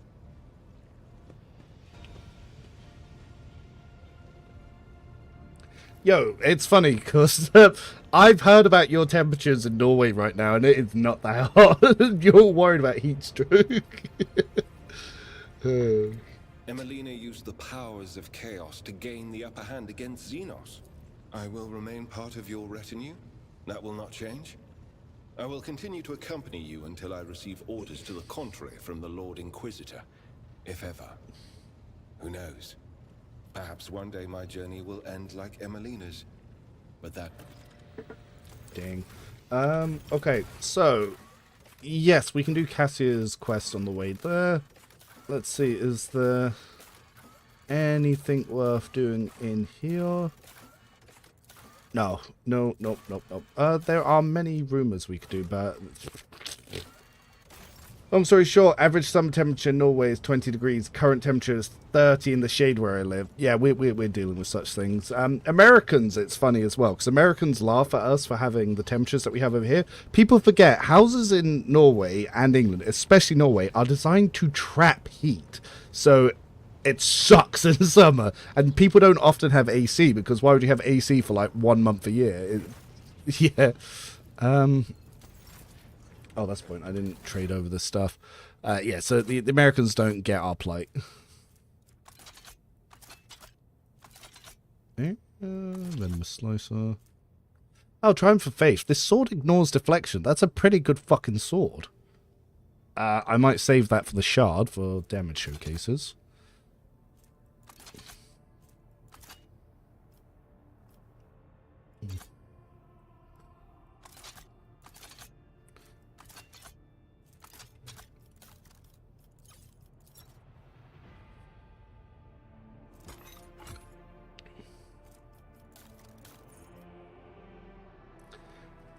And my apartment, which does not have aircon and there's a massive window on the west, cool to add an additional 5 feet. See, I turned my aircon on for 20 minutes before I started the stream, so I got the room nice and chilled before I did that. Have you ever made Cassia into the TIS fund? I normally let her decide, and she doesn't. I really should check, see if that gives you any bonuses. Yes, I know I butchered the pronunciation of whatever that was as well.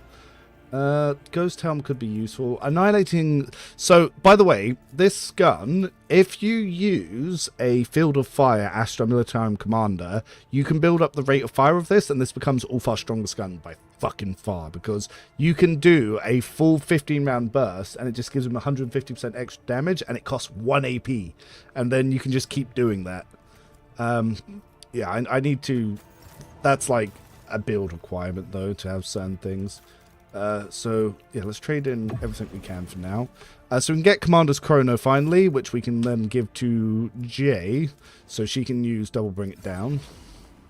What's Blade Wings do again? If the wearer did not spend all their MP to move to any cell within movement range... Oh, can spend all that. This, yeah, at the end of the movement, there was a melee area attack with their prime weapon against all adjacent enemies. Yeah.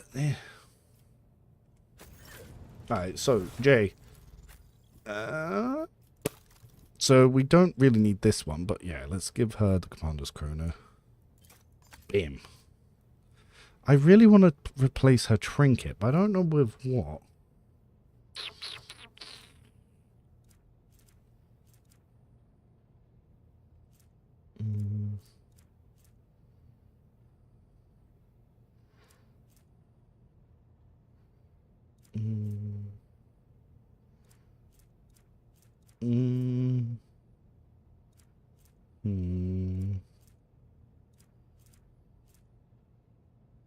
Whenever a wearer and the allies within a 2-cell radius gain momentum, they also gain equal amount of temporary wounds. I wonder if that stacks with Air of Authority. Let's try that. Let's see if that does that. She just uses the bring it down neck for me. Ah, but I like that. I like that on Cassia. Because Cassia is more likely to get finest hour. So I do like to give that there. But Jane now has 2 bring it down. So I could use it on her. But because she has the AoE Air of Authority, I want to see what Invigorating Resolve does with that.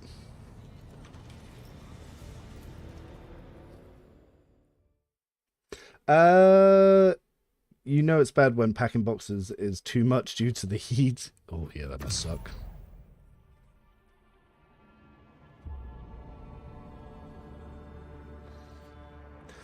You need to gain said momentum. But as far as I'm aware, if we features Air of Authority, the officer increases the allies resolve by +7 until the end of combat, and the talent for that, an inspiring speech, Air of Authority immediately grants momentum equal to the target's resolve. So if you've gained +7 here, that's going to be 24. So it will give 24 temporary HP. But what I want to know is if I do that on the entire party, does it calculate the entire party at once or just whoever's the highest? So will I get 24 health or the equivalent of the entire party? That's the test I want to do.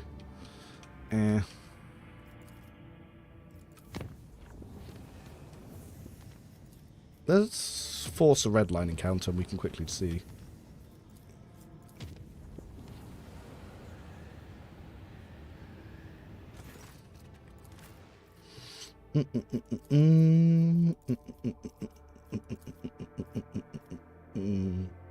Yes. What if you mean if your momentum gauge maxes out, you don't get more temps? Oh, I see. Well, I'm only using it for the first round. What if you gave Heinrix Blade Wings? Does that AoE proc the boots? It could do. It could do. Yeah, I could. That could be a good potential option, actually. None shall stand in my way. What the fuck is going on here? Ah, okay. Oh, shit. It's the trap encounter. This one sucks. I won't need your cries of mercy. Give me strength. Alright, so it is Jay that's going to go first. Alright, let's test this. Tell me, and it is done. Alright, let's see what happens to temporary health. I can do that with the right incentive. Wait, did it give Air of Authority to you or everyone else? Shit, what happened there? Okay, so it gave everyone just 16, so it didn't stack. Sucks to suck. Oh no, I think my pet might be bugging at times. Not sure.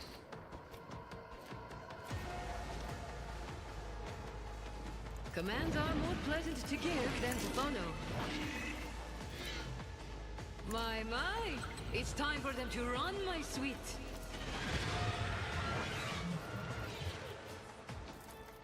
Screw it. Am I getting paid for this? See how the wolf succeeds. God ruins out of your bones. So it shall be.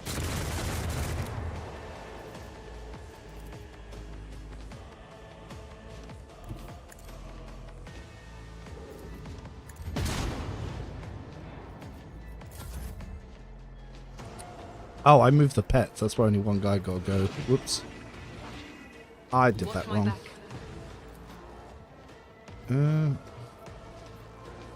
Oh, can Jay not see anyone?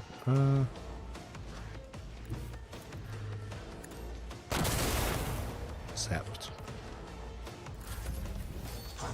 I did that piss bally. Emperor, give me strength. Emperor, protect me. What evil? If I may. Me? If you insist, Lord Captain. I am a navigator, not a servitor. Isn't this another fellow painted black? Do not dare ask. As duty demands. That is foolishness. I'll paint your death in colors. None can do this better than a warrior of the Ulfar. Disgrace! The will come.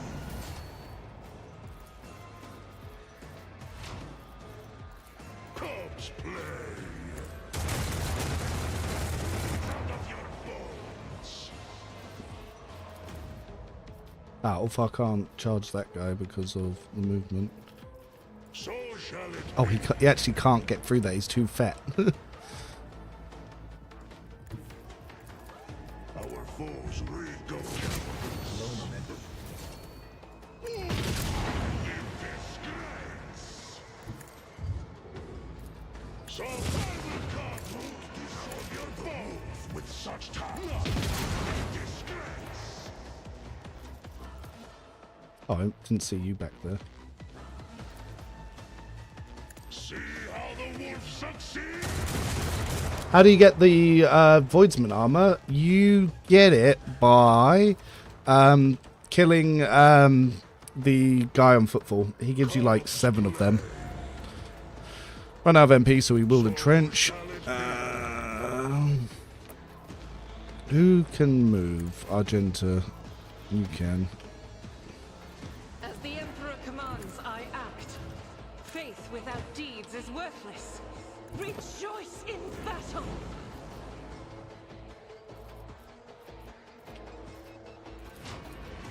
I'll do it. Cool. Well, we discovered that neck. Terrible for Jay.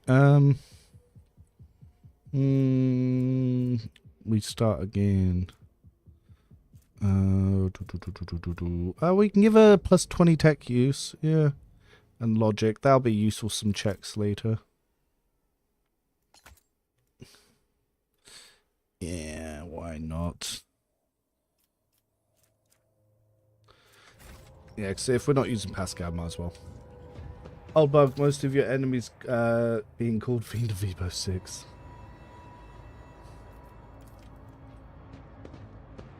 Yeah, it's colony debuff. Oh, Ulfar took injuries from those explosions, apparently. Weird that a Space Marine can even take injuries, but whatever.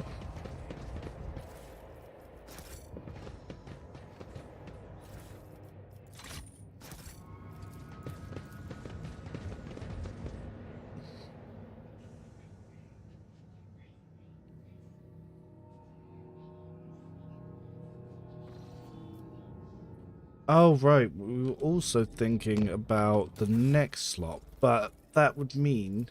Well, we could technically...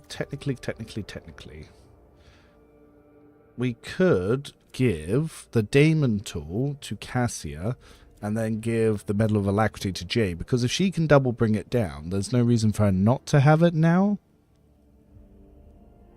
Yeah.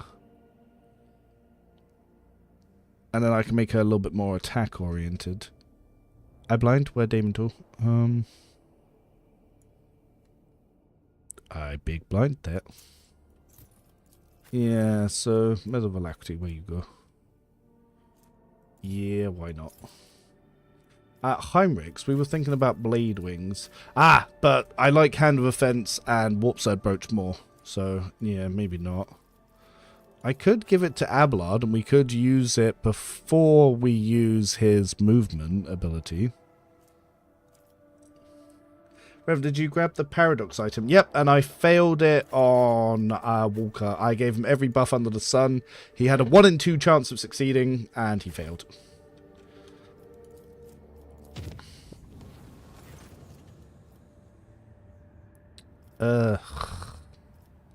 Let's go down there and do it ourselves. I don't want to waste my holy stuff.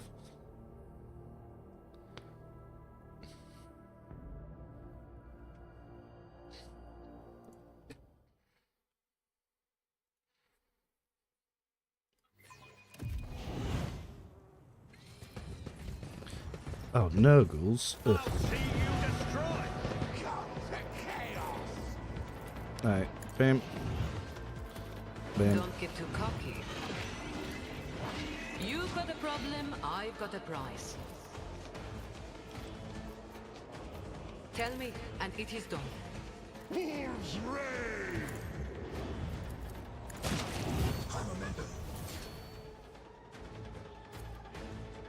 See!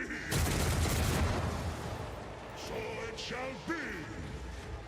I hunger for battle. Oh, you can't move there. Hilarious. Skitya! Can my kind is strong!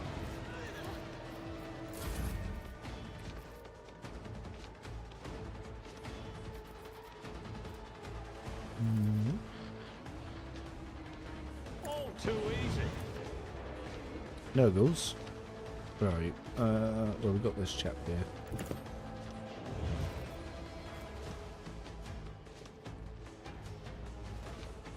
Nothing I can't do. Not a problem for me. Oh, the dog went there instead. Suits my losing me was your biggest mistake. That gave us 2 AP.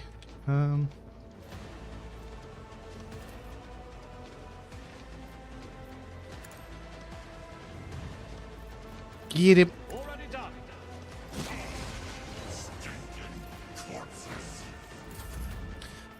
Then she can give some to find the All hour. the cards.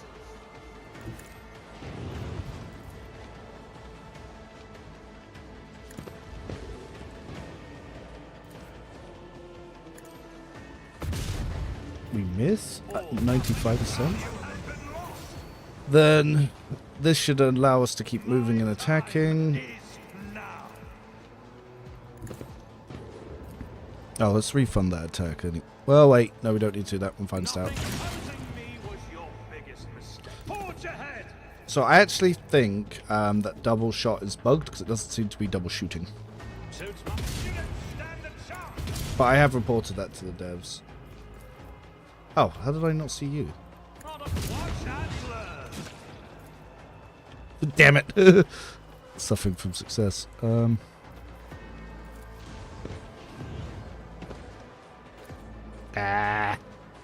Boo.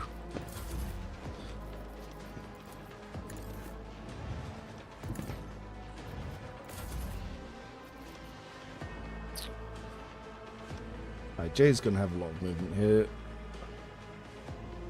A moving target lives longer. Don't get cocky. We miss. Oh, we haven't even taken Cassia's turn. Be careful not to cross my gaze. If I may. Maybe not try to send Ulfar down there because he won't make it. He's too fat. Guided by faith.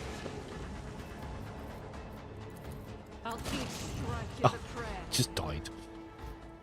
As the Emperor commands, I act. Doubt is for the weak. As the Emperor commands, I... Oh, almost didn't see you.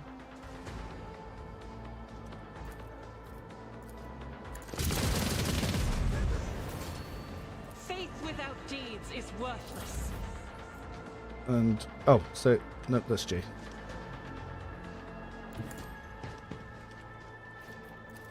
I'm not accustomed to ways, at least. Oh yes, because of his shit. Didn't even make it through the officers' turns.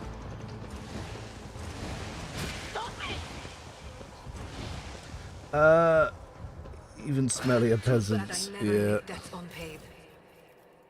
Yep.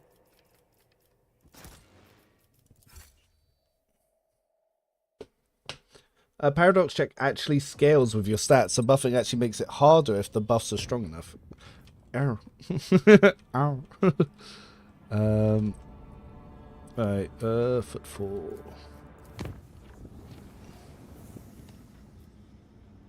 Let's quickly stop by the bridge to see if what we can trade in.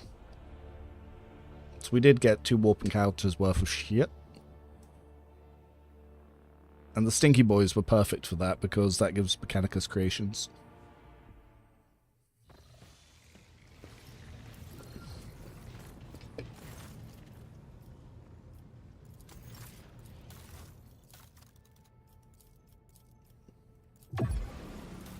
So we get Iron Grip when the wearer's familiar's adjacent to them, it successfully passes any tests in combat. Fuck! That guarantees you to do... That guarantees you to pass the logic test. Fuck! We're just discussing that. I could have just had the dog next to me and I could have just done paradox solved. That's a free paradox solve. Sorry, you can't see it, but Iron Grip. Whilst Fully is adjacent to them, they successfully passes any tests in combat. Fuck! Paradox solved right there. Mantle Extermination. Whenever the wearer kills an enemy with an area attack, that wearer's allies gain 5% hit chance of the wearer's next turn. Don't give a shit about that. Power pick, power pick.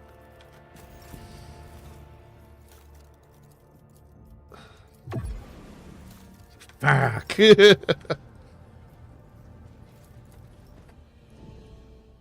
Da shit.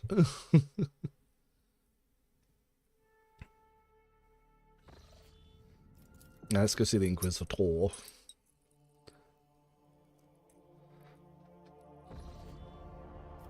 yeah, then we can go pick up Terran Vengeance.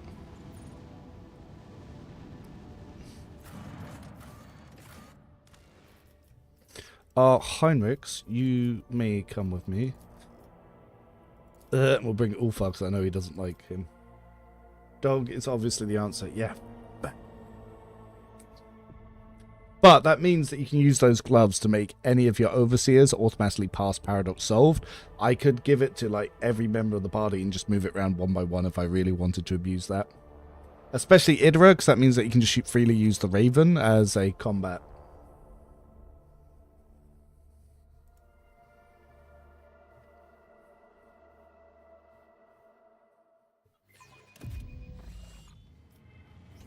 I'll lay claim to the stars. Actually, can we even speak to Chorda whilst we're here?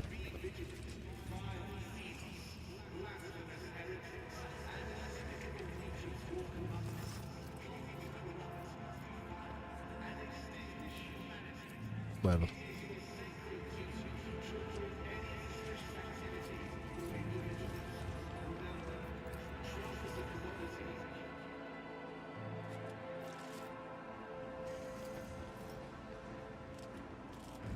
Hey, Calcazar, I brought someone here that hates you. He's such a cool dude. I'm really looking forward to Dark Heresy. Like, really am.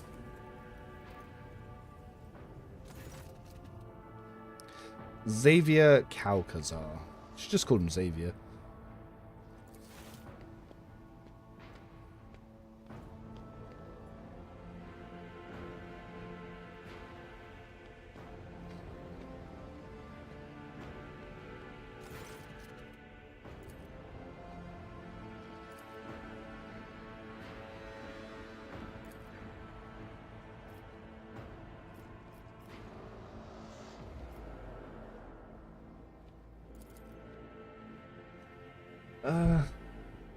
Yes, I would not wish you to make any assumptions. You would be quite mistaken, but I am a servant of the Emperor. Government is beyond my purview.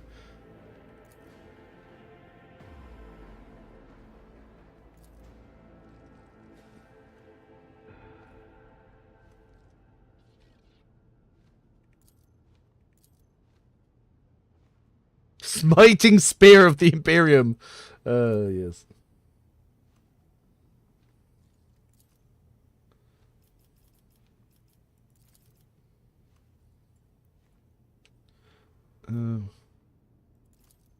I'd mind you that the particular of the Inquisition's work lie far beyond the road trader's purview, blah blah blah blah blah. Heinrix, I have to say I'm disappointed in how easily information pertaining to... Yes.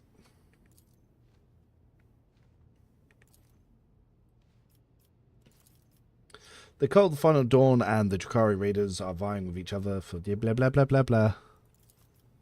Yep.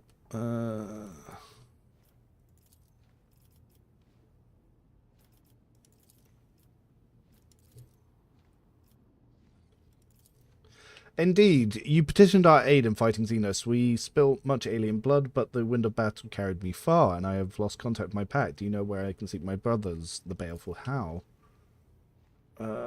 Raging in the Expanse.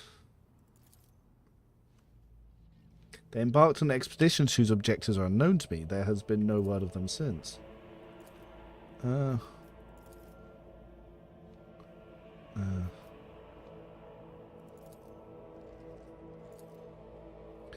Yeah, the Inquisition suck. They do not get on with the Space Wolves. Yeah, Calcazar. He is a radical Inquisitor for sure.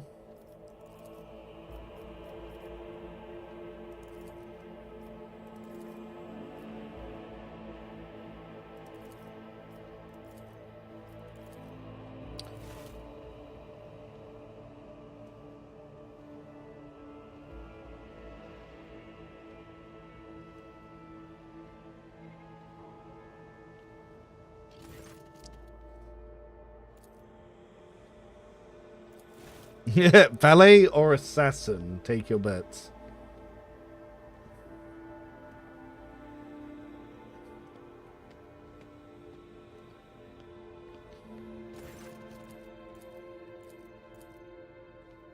Situation is clear. I will smash the heretics. Blah, blah, blah.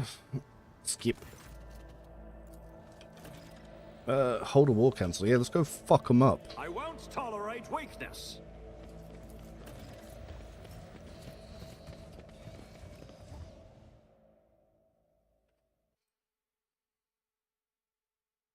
We're gonna have to run back to the ship. Why didn't that just give us the... you motherfucker.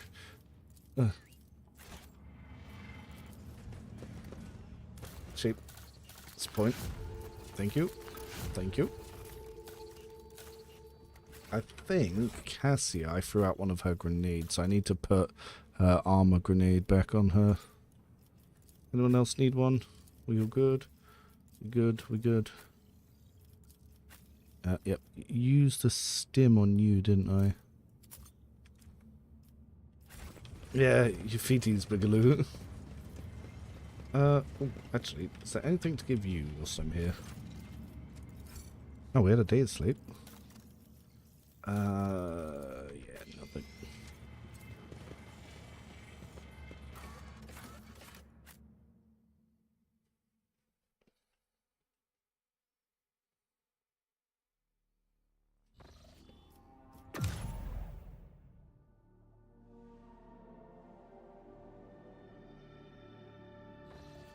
Okay, so... Oh, I actually threw a thing from here. Let's go check this shit out. What?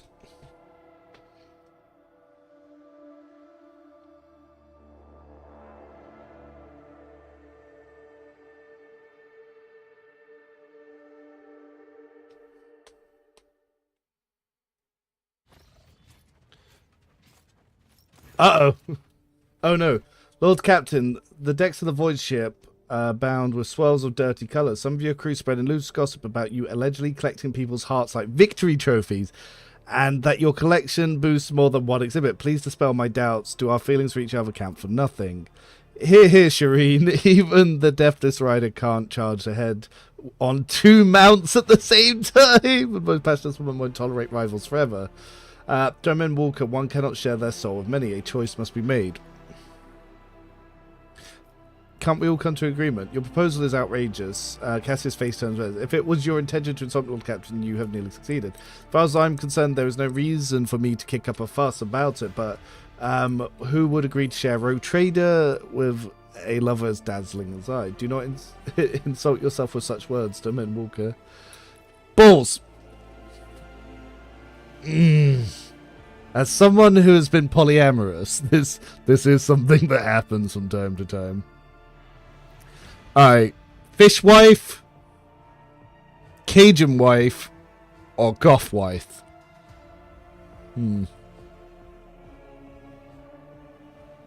Right? Execute everyone on the ship who knows about this. How dare they gossip? How the fucking dare they? I am not God on my own ship.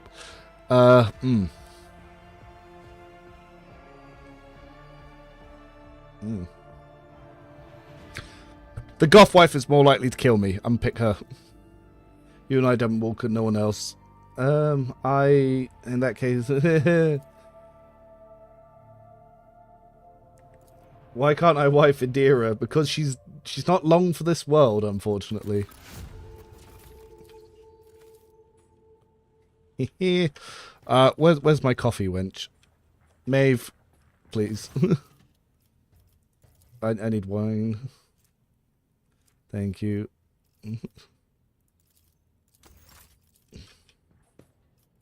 Oh, the trophies. There's a new DLC trophy that I can't get to.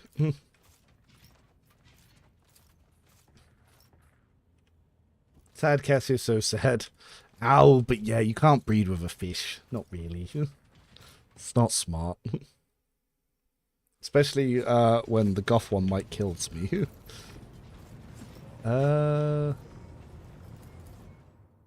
Gosh. Where's Nomos romance option? Hopefully in DLC 3 when he gets a Necron body or she gets a Necron body, it can be our Edie.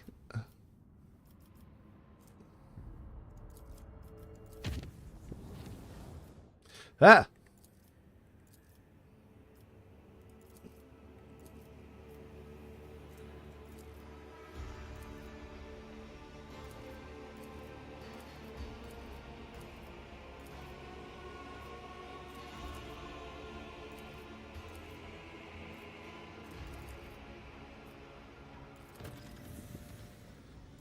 What did we even get from that?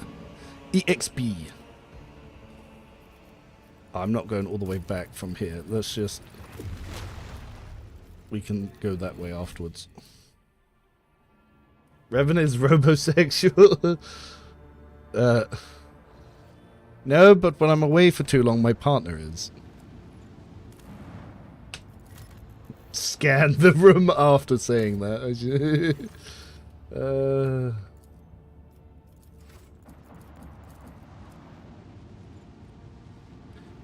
Got to be a tech priest after all. I hope we get a tech priest origin in the next one, and tech priest gets a full rework. Okay, who should come for this bloodbath? Who enjoys killing Xenos? Space Wolves? Sister of Battle. Let's bring the two most racist members of my party to go kill a bunch of Aldari.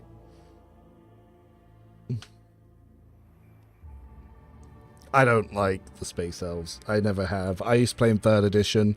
One of my buddies collected Aldari, my other buddy collected Drukhari, and I played Necrons. So we yes, there was competing interests.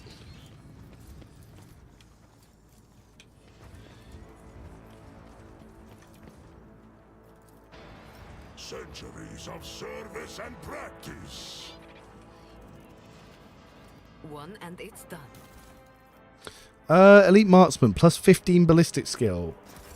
Well, it's a shame that Uralit's already dead. A space wolf never fails. Dude, so much of the Drukhari equipment does not make a lick of sense to me. Like, I definitely need to speak to someone at Owlcat about this. Like, okay, Slayer's Delight makes sense. Coercion, what? Maybe makes sense. Parry and area attack damage, okay, yeah, you can use that. Spiked gloves, melee attacks gain 15 arm penetration. That one's good. That one's good. But then you've got stuff like Death Dealers, that's good. But then you've got Saboteur gloves, plus 15 demolitions. Why would Uralit or Mirage Shy? Why would they use Saboteur gloves? Why would they use Hellwitch gloves? Why would they use Pain Grips? Like... Well, it doesn't make sense. Maybe if you could make him into an executioner, Pain Grip would be really good. But yeah, some of them are silly. Silly. An Orc Pie member would be fun. But I'd prefer just to have Orcs to shoot at. Like, I want to be blowing up Orc freebooter pirates and boarding their ships and fighting like little battle battalions. By the way, just test Iron Grip. Simulacrum failed. So report that as a bug because you shouldn't be able to fail. Plasma Ring, Grenadier's Backpack. I'm pretty sure we already have this. 50% chance not to use grenade. Okay. Yeah, so that's not good. It seems the connection with the Lord Captain is slowly driving Cabela mad. Should we maybe... I think she was mad to begin with, but I'm glad you're at least noticing it now. Oh no, they're shit talking my relationship with Cabela. Aldari Chainsword, weird relic at this point in the game. But Daka.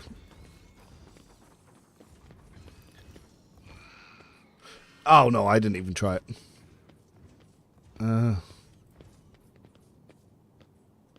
SpaghettiOs. Blah blah blah blah blah. Not the ice skate patrol. They came like Power Rangers sliding in.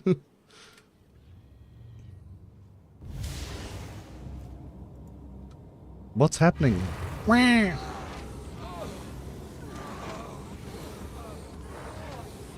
Bullshit.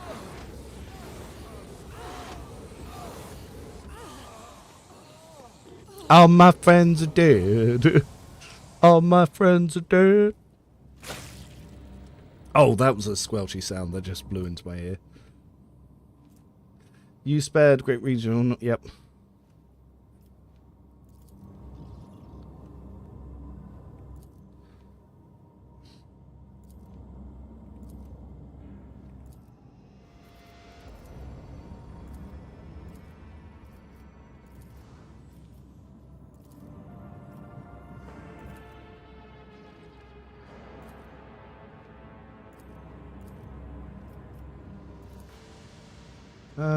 Yep, okay, so...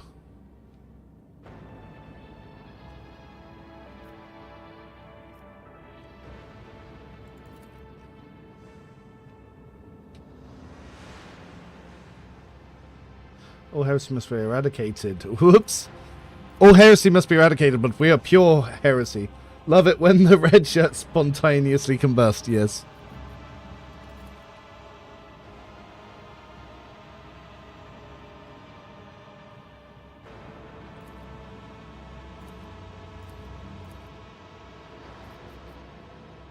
Let's deal with the Atlas after killing the Xenios. Yeah, no, we will not suffer the alien. No. Am I getting paid for this? You've got a problem. I've got a prize. Commands are more pleasant to give than to follow. Ulfar, if you would like to go fuck something up. I challenge you, damn get. Oh, he dodged? Oh no. Wolves rage, passes thunder. My strike will carve wounds out of your bones. One dead. Ah, Argenta. The Emperor commands, I act. Alright, let's try The enemies you of the Emperor will kicking be something. outdone. I'll do it. Oh, he also dodged us. I As the Emperor. didn't dodge the shotgun though, did you? I'll do it. As the Or the heavy bolter.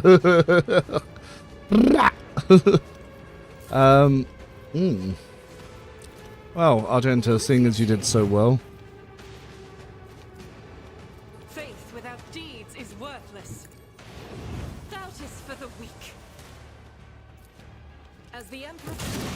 I am correct. My emperor. I'll do it. Faith.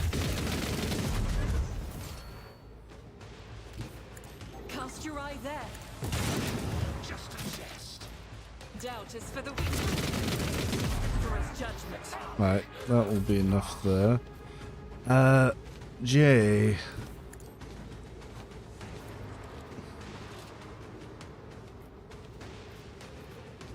Tell me. Right, Cassia's turn. I'm afraid Oh, not. Ulfar's already had his buffs, so I am a navigator, not a servitor. let's group up some enemies. Always drowned in scarlet. Isn't this a job for the serfs? Me? If you insist, Lord Captain. Isn't this a job for the serfs? I'll paint your death in colors. The fame-hungry cow. And because we got that, that means So it shall 3 damage.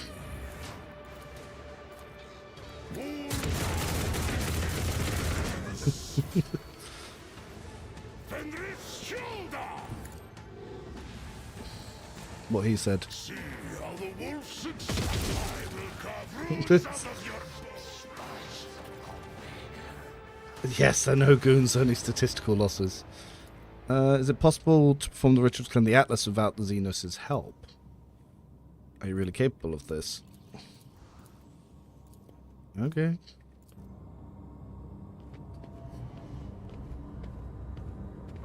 You do you, lady. Maybe there's a purple weird boy nearby and he made them all explode.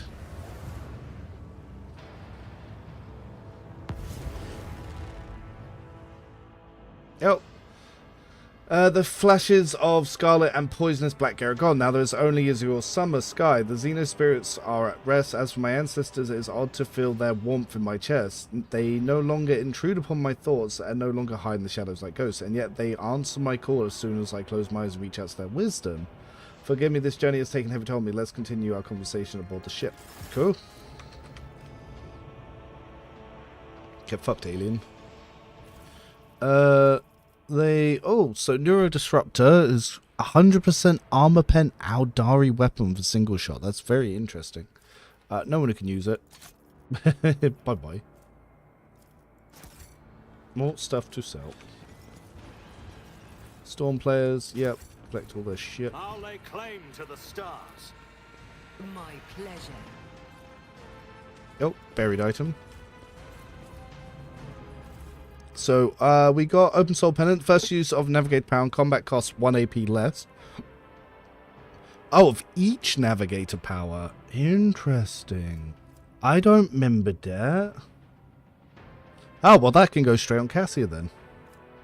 Staff of the Novita. So, cascading enemies targeted by the Navigator. Oh, the first use of each Navigator power in combat also costs 1 AP less. Enemies targeted by the Navigator's power suffer 10 penalty to all their stuff. Yep. I actually like the 2 bits I have, but we can throw this on Cassia then. Yep. So she's got that, Jay's got her thing. Happy days. You need more than a single weird boy for that effect, yeah. A job for me.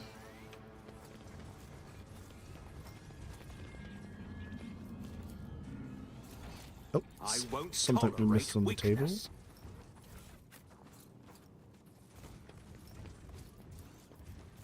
Off to the ship we go. By the way, those 2 stack for free stuff. Oh, nice. Well, most of the stuff's going to be free anyway. But the thing is, I like that Cassia's buff gives us perception bonus. Yeah. And because we can use the AoE for that, so it boosts everyone. And obviously this one, first Navigator power, each turn costs 1 AP less. But we could, well, first use an attacking power. No, I like that I can use 2 attacking powers. Yep. We were killsing all the Xenos. At the start of the stream is when I went over all the items that we currently had in the party. Alright. Let's go do shit here. What shit's there to do there? We'll go check that out in a second. We've got the Hive World to do and the Chaos on the Steps stuff, don't we? The Hive World is just so long.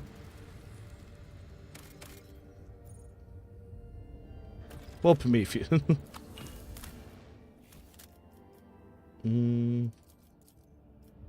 Yeah. Yeah. You know, I haven't taken Cabela out in forever. Oh, Shard of the Holy World. Here we go. We can get the nice little axe upgrade for Abelard. How you doing, Sean? Though if I'm going to continue the butchering of names, I could have called him Scene.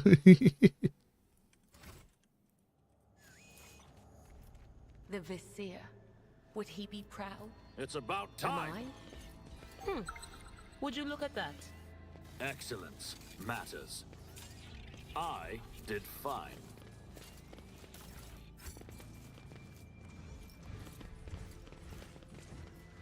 Submit. Well, seeing as we haven't let Cabela stretch her legs in forever, why don't we let her do that now? So let's move the whole party up.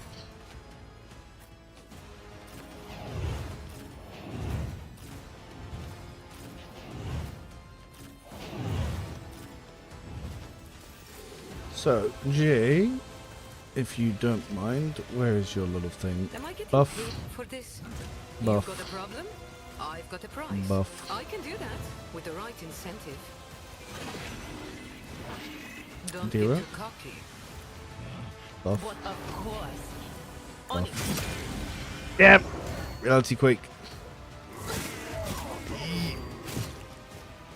Yeah.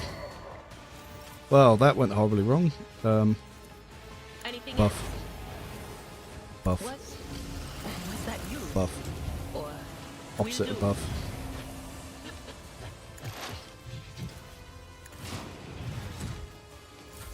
Well. Oh, Cabela got a turn anyway. Well then.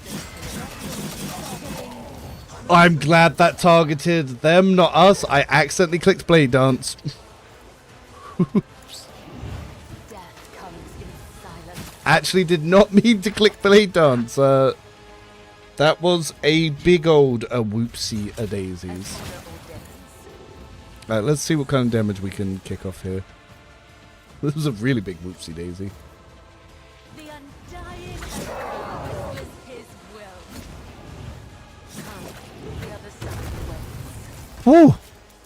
I swear that said 1400. Okay. Trust me, death is a blessing.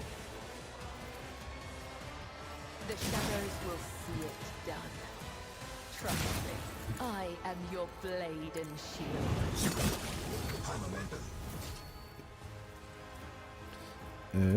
I shall not fail.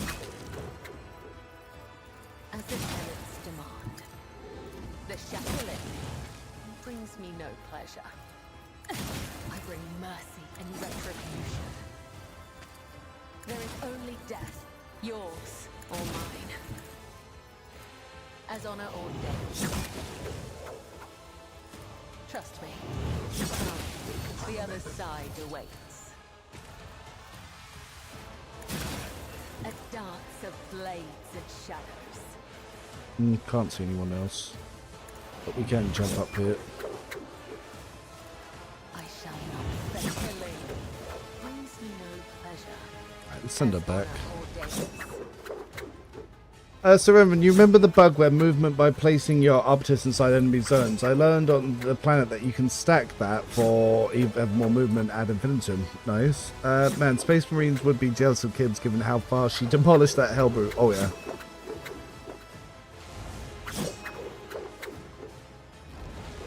I think the single turn being 6 seconds is like a Baldur's Gate sort of thing. Trust me, I will leave footprints of scars. As the tenants, may your soul be purged.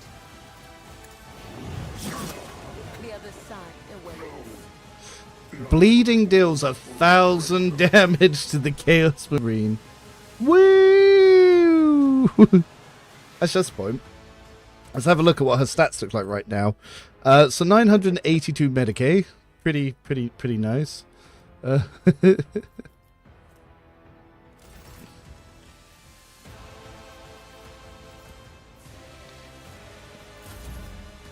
Oh, she just...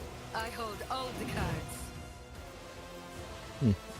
Might as well just take our actual turn then. Death comes in sight. We're going to click Captive Audience and then Blade Dance. Dead. What is still alive? One cultist there. Oh, and one up there that I missed.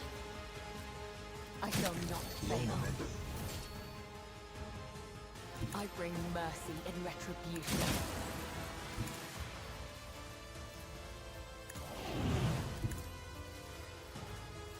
Trust me. How close can I really get? Yeah. So close yet so far.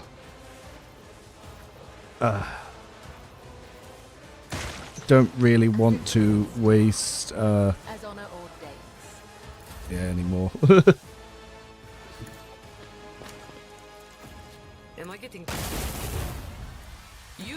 problem, I got am the your prize. blade and shield.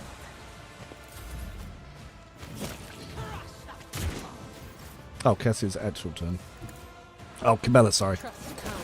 The other side away. Yeah, cool. We both kill Bitch. at the behest of the undying emperor.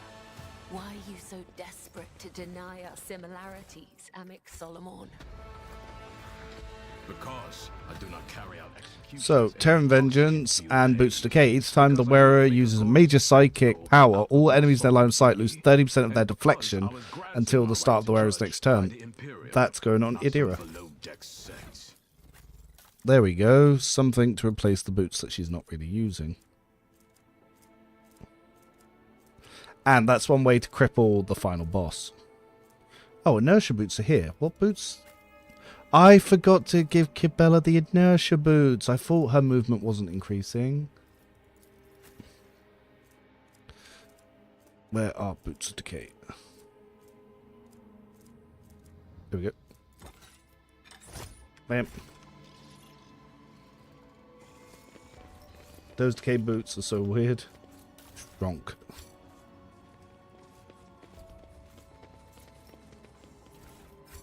Victory awaits!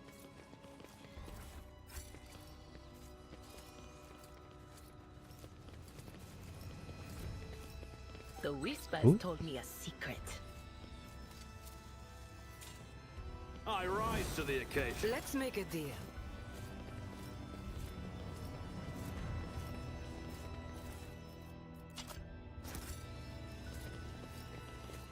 Mm-hmm. Click.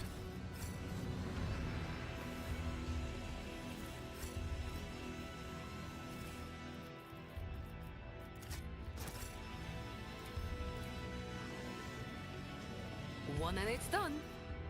Oh, officer's medkit.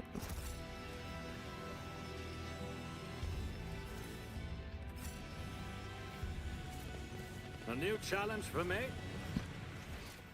Is there any more items about? Shit. See No, I did not see that. That was the problem. Alright, let's go back.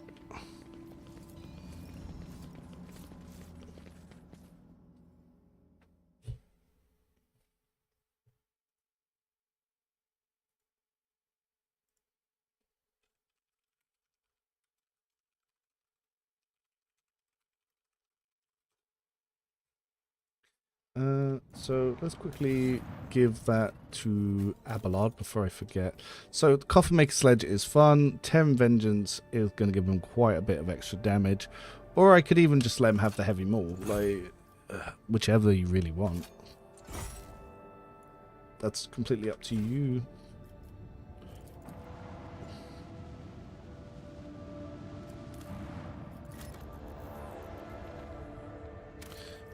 Two Plasticil. There's so many stupid worlds with two Plasticils. Such a waste. I've been using your Workplace Lex builds for my DLC playthrough, which have been a great help. Something I was curious is why light, medium, heavy armor? How do you decide which characters get what? Medium armor tends not to be very good, and so it's normally what's the best light or heavy. But there is some really good endgame medium. So normally I give people the armor that most benefits their current builds. So, yeah, so plus perception and high armor, pretty good for soldiers. The only reason Idira is in heavy is because of this unique one. Cassia might as well go light because she's got high dodge. Jay's only a medium because of this unique breacher armor. Solomon, again, only a medium because of this unique one and because he has second skin anyway. Unique light for Cabela. Abelard's in heavy because it gives him really high deflection. Argenta is waiting to get her power armor, but so she's using the perception medium. Pasqal's also using the perception medium. Heinrix is in light because he might as well have dodge because there's no reason for him to get in heavy. And Ulfar's in power armor.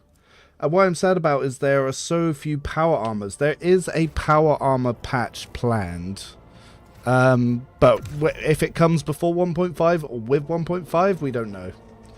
Like how they did the Force Sword patch, they are planning one for power armor, is what's been confirmed by the devs.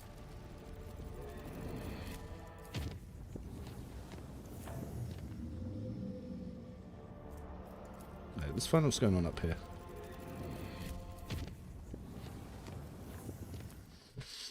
We have something not explored.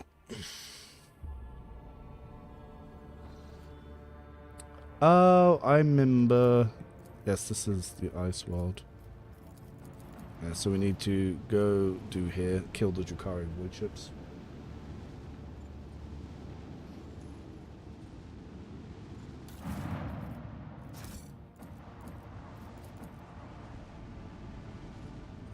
Yeah, power armor's only worth it for specific builds. So, Artificer power armor for heavy gunner rogue trader, worth. Power armor anyone else, not really worth. You can give it to Abelard if you want him to get 15 strength.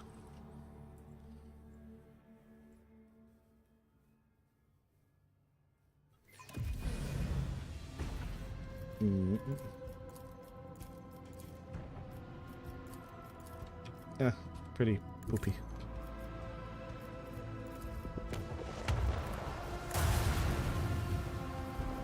They're pretty good at dodging those.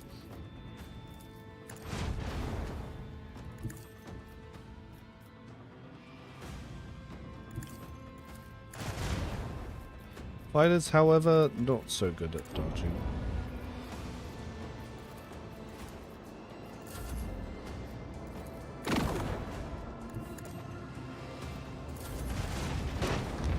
Nice.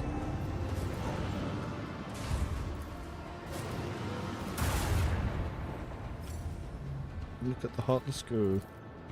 Oh, no.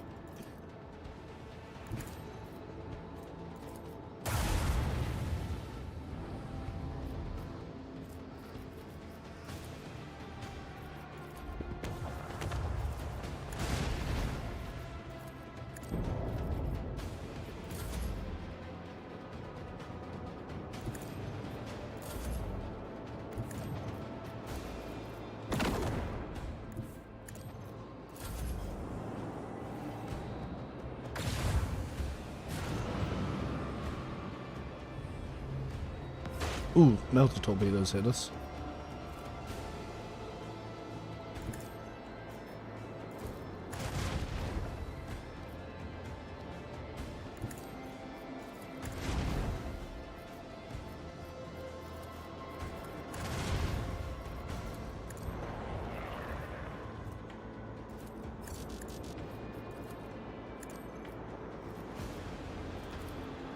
More fighters.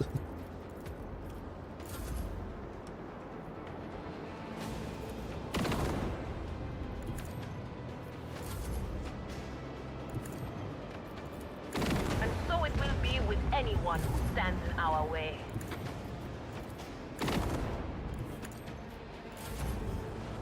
Nobody survives battle with this void ship. Oh, I just felt a breeze. That was the air conditioner coming on, meaning it's 10:30. That has a timer.